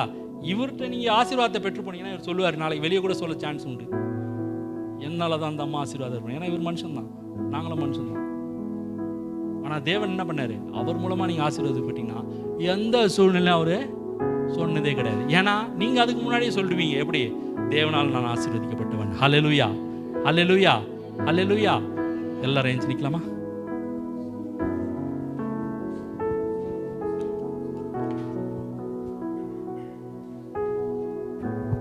ஹல்லேலூயா, ஹல்லேலூயா. எதுவுமே சந்தோஷமா இருக்கிறீங்க? ஆமென். கர்த்தர் நமக்கு தந்திருக்கிற அந்த நல்ல வார்த்தைகளுக்காக கர்த்தரை துதிக்கிறேன். ஹல்லேலூயா, ஆமென். வார்த்தையை பிடிச்சுக்கணும். என்னத்தை பிடிக்கணும்? வார்த்தையை பிடிங்க. ஆமென். அதில் தான் அற்புதங்கள் அடங்கியிருக்கு. ஹல்லேலூயா, ஆமென். நமக்கு தேவை, நம்முடைய தேவைகளுக்கு அல்ல, நம்முடைய தேவையே வராத ஒரு எல்லைக்குள்ள தான் கர்த்தர் நம்மை கொண்டு போக விரும்புகிறாரு. ஹல்லேலூயா, ஆமென். ஒவ்வொரு நாளும் அற்புதங்களை பார்க்கிற ஒரு வாழ்க்கை கூட இல்லை, அற்புதங்களே எனக்கு தேவைப்படாத ஒரு எல்லைகளுக்குள்ள தான் கர்த்தர் கொண்டு போக விரும்புகிறார் நம்மளை. ஹல்லேலூயா. அதான் நம்மை கொண்டு கர்த்தர் வைத்திருக்கிற திட்டம். இதுக்கு என்ன செய்யறது? என்னதான் செய்யறது? வார்த்தை எடுத்து பேச ஆரம்பிங்க. வசனத்தை எடுத்து என்ன செய்யணும்? எல்லாம் சொல்லும் பக்கத்தில் பாசனம் வார்த்தை எடுத்து அவன் ஊழியக்காரர் கையை எடுத்து தலையில் வைக்கிறதுல இல்லை. ஆமென். என்ன இல்லை இருக்கு? வார்த்தை எடுத்து தலையில் வைக்கணும். பக்கத்தில் பாசனம் வார்த்தை எடுத்து தலையில் வைங்க. தலையில் இருக்கிற வார்த்தையை வாய் வழி என்ன செய்யுங்க? வெளியே இறக்கி விட்ருங்க. ஹல்லேலூயா. இதுதான் உண்மையாக அற்புதம் நடக்குது. ஆமென். அற்புதங்கள் இதுதான். நிறைய நேரங்களில் வந்து ஊழியக்காரங்க வந்து பார்த்தீங்க அப்படின்னா சில ஊழியர் நம்ம தெரியும் இல்லையா, அவங்க என்ன செய்ய மாட்டாங்க, அந்த ரகசியத்தை என்ன செய்ய மாட்டாங்க, சொல்லவே மாட்டாங்க. ஆனால் அவங்க வாழ்க்கை எப்படி இருக்கும் தெரியுமா? அப்படியே ஓஹோன்றோம். நேற்று கூட அண்ணன் பேசி நிறைய ஊழியக்காரங்களை பற்றி நாங்கள் பேசிகிட்டு இருந்தோம். குறையா பேசலை, நல்லது தான் பேசிகிட்டு இருந்தோம். அப்போ சொல்லும்போது நான் சொன்னேன், என்னென்னா நிறைய ஊழியக்காரங்க ஆசீர்வாதமாக என்ன செய்கிறாங்க இருக்கிறாங்க. ஆனால் அவங்க சொல்கிறது அதுக்கு ஆப்போசிட்டாக என்ன செய்யும், ஆப்போசிட்டாக சொல்லுவாங்க. அவங்க வந்து வாயில் பேசி ஆசீர்வாதத்தை வாங்கியிருப்பாங்க. ஆனால் சொல்லுவாங்க, போய் நல்லா என்ன செய்யுங்க, ஒரு 5 நாள் உபவாசம் இருந்து என்ன செய்யுங்க, அண்ணோட்டு கேட்டு பாருங்கள். அப்போ ஐயா கேட்டோம் கிடைக்கல. ஒரு சாப்பிட்டீங்களா ஐயா? 3 நேரத்தில் ஒரு நேரம் சாப்பிட்டேன். 3 நேரம் சாப்பிடாம என்ன செய்யுங்க கேளுங்க. ஐயா 3 நேரம் சாப்பிடாம தான் ஏன் உபவாசம் இருக்கும், ஒன்றுமே நடக்கலையா? தண்ணி இது குடிச்சிங்களா, டீ இது குடிச்சிங்களா? டீ குடிக்காமல் என்ன செய்யுங்க. இப்படியே என்ன செஞ்சுட்டாங்க சொல்லி நான் தான் அப்படி தான் நல்லா வளர்க்கப்பட்டேன். நான் வளர்க்கப்பட்ட விதங்கள். ஆனால் ஆண்டவர் பாருங்கள், தன்னுடைய பிள்ளைகளை வேதனைப்படுத்தி ஒரு ஆசீர்வாதத்தை நம்ம கொடுக்குறோமா? உங்கள் பிள்ளை ஒரு புது ட்ரெஸ்ஸு கேட்குது, 2 முட்டி கொஞ்சம் தேய்ச்சிட்டு வந்துரு, அப்போ தான் உனக்கு புது ட்ரெஸ் வாங்கி கொடுப்பேன் நம்ம யாராவது சொல்கிறோமா பிள்ளைகள்கிட்ட? இல்லை. நம்மளே நம்ம பிள்ளைகள் வேதனைப்படுவதை நம்ம பார்க்க என்ன செய்ய மாட்டேன்றோம். நம்ம என்ன சொல்கிறோம், நான் கூட என் முட்டியை தேய்ச்சிக்கிறேன், உன் முட்டி என்ன செஞ்சிடக்கூடாது. அப்படி தான் நம்ம இருக்கிறோம். நான் சொல்கிறேன், நம்மளே இப்படி யோசிக்கிறோம். நம்மை உண்டாக்கின நல்ல தகப்பன், அல்லேலூயா அல்லேலூயா, சொல்றார் பாருங்க, உன் தலையில் இருக்கிற முடியை கூட நான் எண்ணி வச்சிருக்கேன். உங்கள் பிள்ளைக்கு எத்தனை முடி இருக்குன்னு உங்களுக்கு தெரியுமா? யாருக்குமே தெரியாது இல்லையா? அப்போ ஆண்டவர் வந்து நம்ம தலையில் இருக்கிற முடியை கூட எண்ணி வச்சிருக்கிறாருன்னா அப்டேட் பண்ணுறாரு. அவர் நேற்றுக்கு இருந்து அதே முடியா உங்களுக்கு இருக்கு இல்லை? கணக்கில் என்ன இருக்கு? இன்னைக்கு 10 முடி உதிர்ந்து இருக்குன்னா அவர் கணக்கில் 10 முடி குறைச்சிருப்பாரு. ஆமாவா இல்லையா? அப்போ ஒவ்வொரு நாளும் என்ன செய்யறாரு, நம்மை அவ்வளவு உன்னிப்பாய் கவனிக்கிற ஒரு நல்ல ஆண்டவர் நமக்காக இருக்கிறார். எத்தனை பேர் அதை குறித்து சந்தோஷப்படுறீங்க? அல்லேலூயா. நான் ஒரு நல்ல ஆண்டவர் ஆராதிக்கிறேன். ஆமென். அதான் வேதனை இல்லாத ஒரு ஆசீர்வாதத்தை எனக்கு கொடுக்கணும்னு தான் ஆண்டவர் விரும்புகிறாரு. உலகம் என்ன சொல்லுது, நீ வருந்தி மற்ற மதங்களுக்கும் கிறிஸ்தவத்திற்கும் என்ன வித்தியாசம் தெரியுமா? மற்ற மதங்களும் என்ன சொல்லுதுன்னா, உன்னை நீ என்ன செய்ய, கொஞ்சம் நீ வருத்திக்கோ, கொஞ்சம் நட, செருப்பில்லாமல் நட, என்ன செய்ய, செருப்பில்லாமல் கொஞ்சம் நட, இல்லை எங்கேயாவது போ, மலையை பார்த்து என்ன செய்ய, அங்கே போ இங்கே போ. அப்போ உன்னை நீ என்ன செய்ய. ஜனங்களை பாருங்க, குத்துறாங்க, என்னென்னமோ சாரி நான் முதுகில் குத்துறாங்க, இதில் குத்துறாங்க. இதெல்லாம் எதை காண்பிக்குது? உன்னை எந்த அளவுக்கு உன்னை வந்து கொஞ்சம் காயப்படுத்தி வேதனைப்படுத்த முடியுமோ அந்த அளவுக்கு உன்னை படுத்திக்க. அப்போ மேலே ஒரு வேளை அவர் என்ன செய்வார், கடவுள் மனம் இறங்கி உனக்கு ஏதாவது ஒன்று தருவார்னா உலகங்கள்லாம் என்ன செய்யுது மற்ற ஆனால் ஆண்டவர் சொல்றாரு, உன் கண்ணிலேருந்து ஒரு சின்ன கண்ணீர் கூட வரக்கூடாது. அல்லேலூயா. ஏன்னா நீ எனக்கு அவ்வளோ முக்கியம்னு ஆண்டவர் சொல்றாரு. அல்லேலூயா. எத்தனை பேர் சந்தோஷப்படுறாங்க அதை குறித்து? அல்லேலூயா. வேற ஒன்றுலையும் இல்லை ரகசியம். வசனத்தை எடுத்து என்ன செய்ய ஆரம்பிக்கணும், பேசிக்கிட்டே இருக்கு. ஆமென். சொன்னார் பார்த்தீங்கன்னா 1000 வசனம் தெரியும் அவசியமே இல்லை. எத்தனை வசனம்? அதுக்காக அந்த 5 வசனத்தை பிடிச்சிட்டு இருந்தீங்கன்னா அந்த ஆசீர்வாதங்கள் என்ன செய்யும் வரும். நீங்கள் வசனத்தை என்ன செய்யணும், அதிகமாக வார்த்தை எடுத்து அதிகமாகி பேச ஆரம்பிக்கும். நம்ம என்ன செய்யணும், பிரசங்கத்தை கேட்போம். எப்படி இன்னைக்கு பாருங்கள், இன்னைக்கு போய் பைபிளை கிழிச்சு என்ன செஞ்சிடறேன், எத்தனை வாக்கத்தை கிழிச்சு எறிகிற மாதிரிங்க அப்படின்ட்டு போகிறது. ஆனால் என்ன செய்யறது இல்லை. நான் சொல்கிறேன், ஒரு வசனமாக இருந்தாலும் அதை சொல்லிக்கிட்டே இருக்கணும். அல்லேலூயா. அதான் தியானன்றது. தியானன்றது என்னது? மெடிடேஷன் பண்ணுறதுனா என்னது? வார்த்தை எடுத்து என்ன செய்யறது. ஆடு சாப்பிட்டு முடிச்சு, மாடு சாப்பிட்டு முடிச்சு என்ன செய்யும், மொத்தமாக போய் உடனே என்ன செஞ்சிடும், அள்ளி வாயில் போட்டு அதை என்ன செஞ்சுருக்கோம், போய் ஒரு இடத்துல உட்காந்து அசை போட்டுக்கிட்டே இருக்கும். அது திரும்ப என்ன செய்யுது, எடுக்குது. பார்த்தீங்களா? சாப்பிட்ட பிள்ளை திரும்ப என்ன செய்யும், வெளியில் எடுத்து அதை நல்லா அரைச்சி என்ன செய்யும். இதை தான் கிறிஸ்தவங்க பண்ணணும். என்ன செய்யணும், கேட்டோம்ல வார்த்தை, இதை என்ன செய்யணும், திரும்ப ஆண்டவரே நான் அநேக ஆயிரங்களுக்கு கொடுக்குறமான்னு என் கரத்தை நீர் ஆசீர்வதிப்பீர் ஆண்டவரே. நான் அநேகருக்கு கொடுப்பேன், நான் கடன் வாங்க மாட்டேன் ஆண்டவரே. என்ன வாளாக்காமல் நீங்கள் தலையாக்குவீங்க ஆண்டவரே. நான் கீழாகாமல் என்ன செய்வேன். இதை சொல்லிக்கிட்டே இருக்கணும் வாயை திறந்து. அல்லேலூயா. திட்டும் போது கூட, திடீர்னு கோவம் வந்து திட்டும் போது கூட எப்படி திட்டிடணும் தெரியுமா? சே உருப்படம் அப்படி சொல்லிடக்கூடாது, நீ ரொம்ப நல்லா இருப்ப அப்படி கூட என்ன செஞ்சிருங்க. இதெல்லாம் ப்ராக்டிஸ் பண்ண ஆரம்பிங்க. அல்லேலூயா. நான் சொல்கிறேன், உங்கள் வார்த்தையை தாண்டி ஒரு ஆசீர்வாதத்தை நீங்கள் அனுபவிக்க முடியாது. பக்கத்தில் உங்கள் வாயை தாண்டி பக்கத்தில் கை பிடிச்சிடுங்க. தீர்க்க தரிசனம் சொல்கிறேன் உங்களுக்கு. தீர்க்க தரிசனம். அல்லேலூயா. என்ன தீர்க்க தரிசனம்? உன் வாயை தாண்டி ஒரு எல்லைக்கு நீ வரவே முடியாது. அல்லேலூயா. உங்கள் வாயின் வார்த்தையின் எவ்வளோ, அந்த எல்லை எவ்வளோ பெருசாக இருக்கோ அவ்வளோதான் உங்கள் ஆசீர்வாதத்தின் எல்லை. அல்லேலூயா. கேட்குறதெல்லாம் நல்ல ஆசீர்வாதம், நல்ல பிரசங்கத்தெல்லாம் கேட்டு வாயில் வர்றதெல்லாம் எப்படி இருக்கும் சில நேரங்களில்? அதுக்கு ஆப்போசிட்டிவாக என்ன செய்கிறது? கேட்குறது நல்லா தான் இருக்குது, ஆனால் அப்படின்ட்டு என்ன ஆயிரும் வச்சு. அல்லேலூயா. வார்த்தை எடுத்து பேச ஆரம்பிங்க. தூங்கும் போதும், எழுந்திருக்கும் போதும், நடக்கும் போதும், ஆண்டவரே நான் பலனாக இருப்பேன், நான் ஆரோக்கியமாக இருப்பேன், நான் ஐஸ்வர்யமாக இருப்பேன், நான் ஆசீர்வாதமாக இருப்பேன், அநேகரை நான் போஷிப்பேன், அநேகருக்கு நான் கொடுப்பேன், என் நிலைமை மாறும், என் எல்லைகள் மாறும். இதை என்ன செய்யணும்? எனக்கு எல்லாம் நன்மையாக நடக்கும், எனக்கு எல்லாமே நல்லதாக தான் என்ன செய்யும். இதை நீங்கள் பேசி ப்ராக்டிஸ் பண்ண ஆரம்பிச்சிங்க. நல்லா கவனிங்க. அதை நான் சொன்ன பார்த்தீங்களா? பிரசங்கம் இல்லை ஊழியன்றது வாழ்க்கை தான் முக்கியம். என்னது? நம்ம போய் நான் சொல்கிறேன், நீங்கள் போய் யாருக்கும் சுவிசேஷமே சொல்ல வேண்டிய அவசியமே இல்லை. ஆமாம், நான் சொல்கிறேன், நம்மை பார்க்கிறவர்கள் ஆண்டவரை தேடி வரணும். என்னடா நம்ம கூட தானடா இருந்தானுங்க, நம்ம கூட தானடா இருந்தானுங்க, எப்படிடா அப்படின்ற அளவுக்கு என்ன செய்யணும்? நம்ம எல்லாம் ஒரு டிஸ்பிளே. எல்லாம் சொல்லுவாங்க பக்கத்தில் பாஸ், நீங்கள் ஒரு டிஸ்பிளே. துணி கடையில் வெளியில் வச்சுருப்பாங்க, பார்த்துருக்கீங்களா? அங்கே கிழிஞ்ச அழுக்கையும் தொங்க விட்டா யாராவது கடைக்குள்ள போவாங்களா? யோசிச்சு பாருங்கள். ஒரு பெரிய கடை, காயத்ரி டிசைன்ஸ் கட்டப்பணியில், அந்த கடைக்கு முன்னாடி கிழிஞ்ச ட்ரெஸ் என்ன செஞ்சுருக்காங்க, கிழிஞ்ச கோட்டையும் அழுக்கு நிறைஞ்ச கோட்டையும் என்ன செஞ்சுருக்காங்க, தொங்க வச்சோன்னே அடடா என்ன ஒரு அற்புதமான கடை, உள்ளே ஏறிடுமே அப்படின்னு போவோமா? இல்லை. டிஸ்பிளேயில் என்னத்தை வைக்கிறாங்க? அந்த கடையில் எது பெஸ்ட்டாக இருக்கோ அதை எடுத்து என்ன செய்கிறாங்க? நான் சொல்கிறேன், நீங்களும் நானும் ஆண்டவருக்கு ஒரு டிஸ்பிளே. பக்கத்தில் பாஸ், நீங்கள் ஒரு டிஸ்பிளே. கர்த்தர் ஒன்றுமில்லாதவனை உயர்த்துகிறார்ன்றதுக்கு நீங்கள் ஒரு டிஸ்பிளே. கடனே இல்லாத ஒரு வாழ்க்கை வாழ முடியும் என்பதற்கு நீங்கள் ஒரு டிஸ்பிளே. வியாதியே இல்லாத ஒரு வாழ்க்கை நாம் வாழ முடியும் என்பதற்கு நீங்களும் நானும் என்னது? பக்கத்தில் பாஸ், நீங்கள் ஒரு டிஸ்பிளே. ஆண்டவரை காண்பீங்க மற்றவங்களுக்கு. அல்லேலூயா. ஆலயத்துக்கு வரும்போது காமிங்க, நான் கர்த்தரை ஆராதிக்க போகிறேன். அல்லேலூயா. பார்க்கணும் நீங்கள் ஒரு டிஸ்பிளே. அல்லேலூயா. பாருங்கள், சாட்சிகள் தான் நம்ம மறுரூபமாக்குது. ஆமாம். வாழ்க்கை தான் நம்ம வாழ்க்கையிலேருந்து பேசும்போது தான் கிரியை செய்யுது. ஆமாம். இப்போ அண்ணன் வந்து எத்தனையோ சாட்சியை சொன்னார், ஆனால் அவரே ஒன்றுமே இல்லாமல் கஷ்டத்தில் வந்து கண்ணீரோடு வந்து நின்னாருன்னா என்ன செய்ய முடியும்? அப்போ நம்மளாம் யோசிப்போம், பரவாயில்ல நம்ம வாழ்க்கை கொஞ்சம் பரவாயில்ல, பிரச்சனை இல்லை, அவருடைய வாழ்க்கையை அதனால ஊழியக்காரங்க எப்போவுமே கடந்து வந்த பாதையை நம்ம நினைவு கூறுவோம். ஆனால் நான் அதை பட்டேன் இதை பட்டேன் அதை என்ன செய்யக்கூடாது. இல்லை, இதெல்லாம் இருந்துச்சு, இப்போ ஆண்டவன் எப்படி வச்சிருக்கிறாரு, இதுதான் சாட்சி. அல்லேலூயா. ஒன்றுமே இல்லாத நிலைமையிலேருந்து ஆண்டவன் நம்மை உன்னதமான நிலைமைக்கு உயர்த்த முடியும். அல்லேலூயா. கர்த்தரின் ஆசீர்வாதம் அதை நமக்கு தரும். ஆமென். ஈசாக்கை கர்த்தர் ஆசீர்வதிச்சாரு. ஆபிரகாமை யார் ஆசீர்வதிச்சாரு? கர்த்தர் ஆசீர்வதிச்சாரு. கர்த்தர் பெருக பண்ணாரு. அதை நம்புங்க, அதை பேச ஆரம்பிங்க. அல்லேலூயா.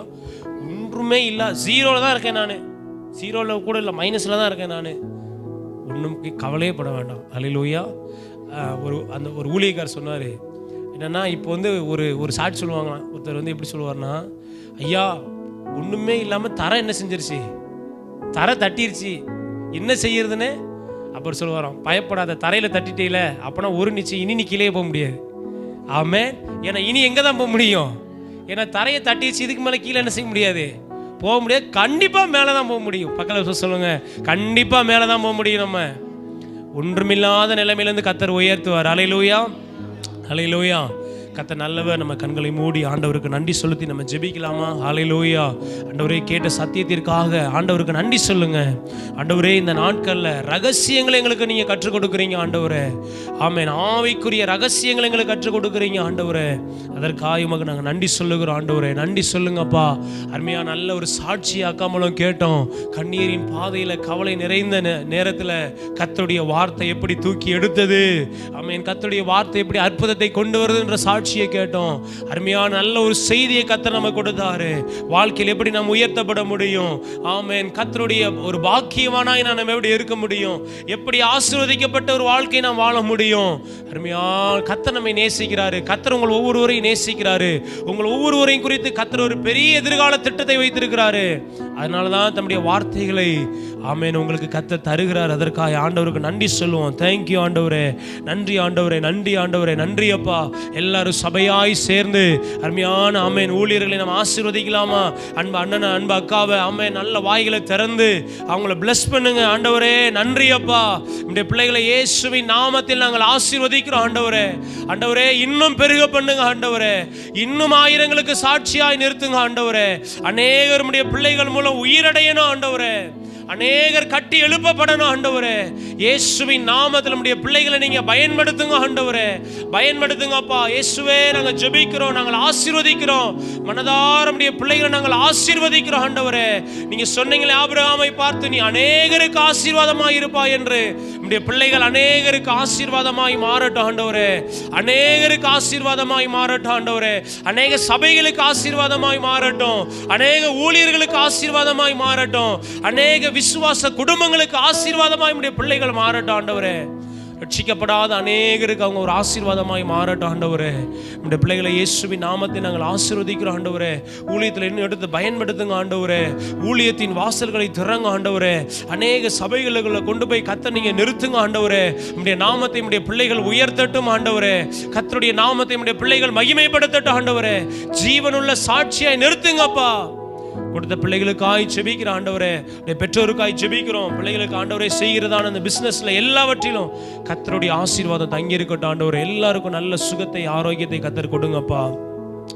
உடைய கரங்கள் ஒப்பு கொடுக்கிறோம். ஆண்டவரே, நம்முடைய பிள்ளைகளை சபையாய் நாங்கள் சேர்ந்து மனதார ஆசீர்வதித்து ஜெபிக்கிறோம். ஆண்டவரே, கர்த்தருடைய ஆசீர்வாதம் உடைய பிள்ளைகள் மேல் தங்கி இருக்கட்டும். ஆண்டவரே, சகல துதிக மகிமை உமக்கு செலுத்துகிறோம்ப்பா. இயேசுவின் நாமத்தில் ஜெபித்து உடைய பிள்ளைகளை ஆசீர்வதிக்கிறோம் எங்கள் நல்ல பிதாவே. ஆமென். ஹல்லேலூயா.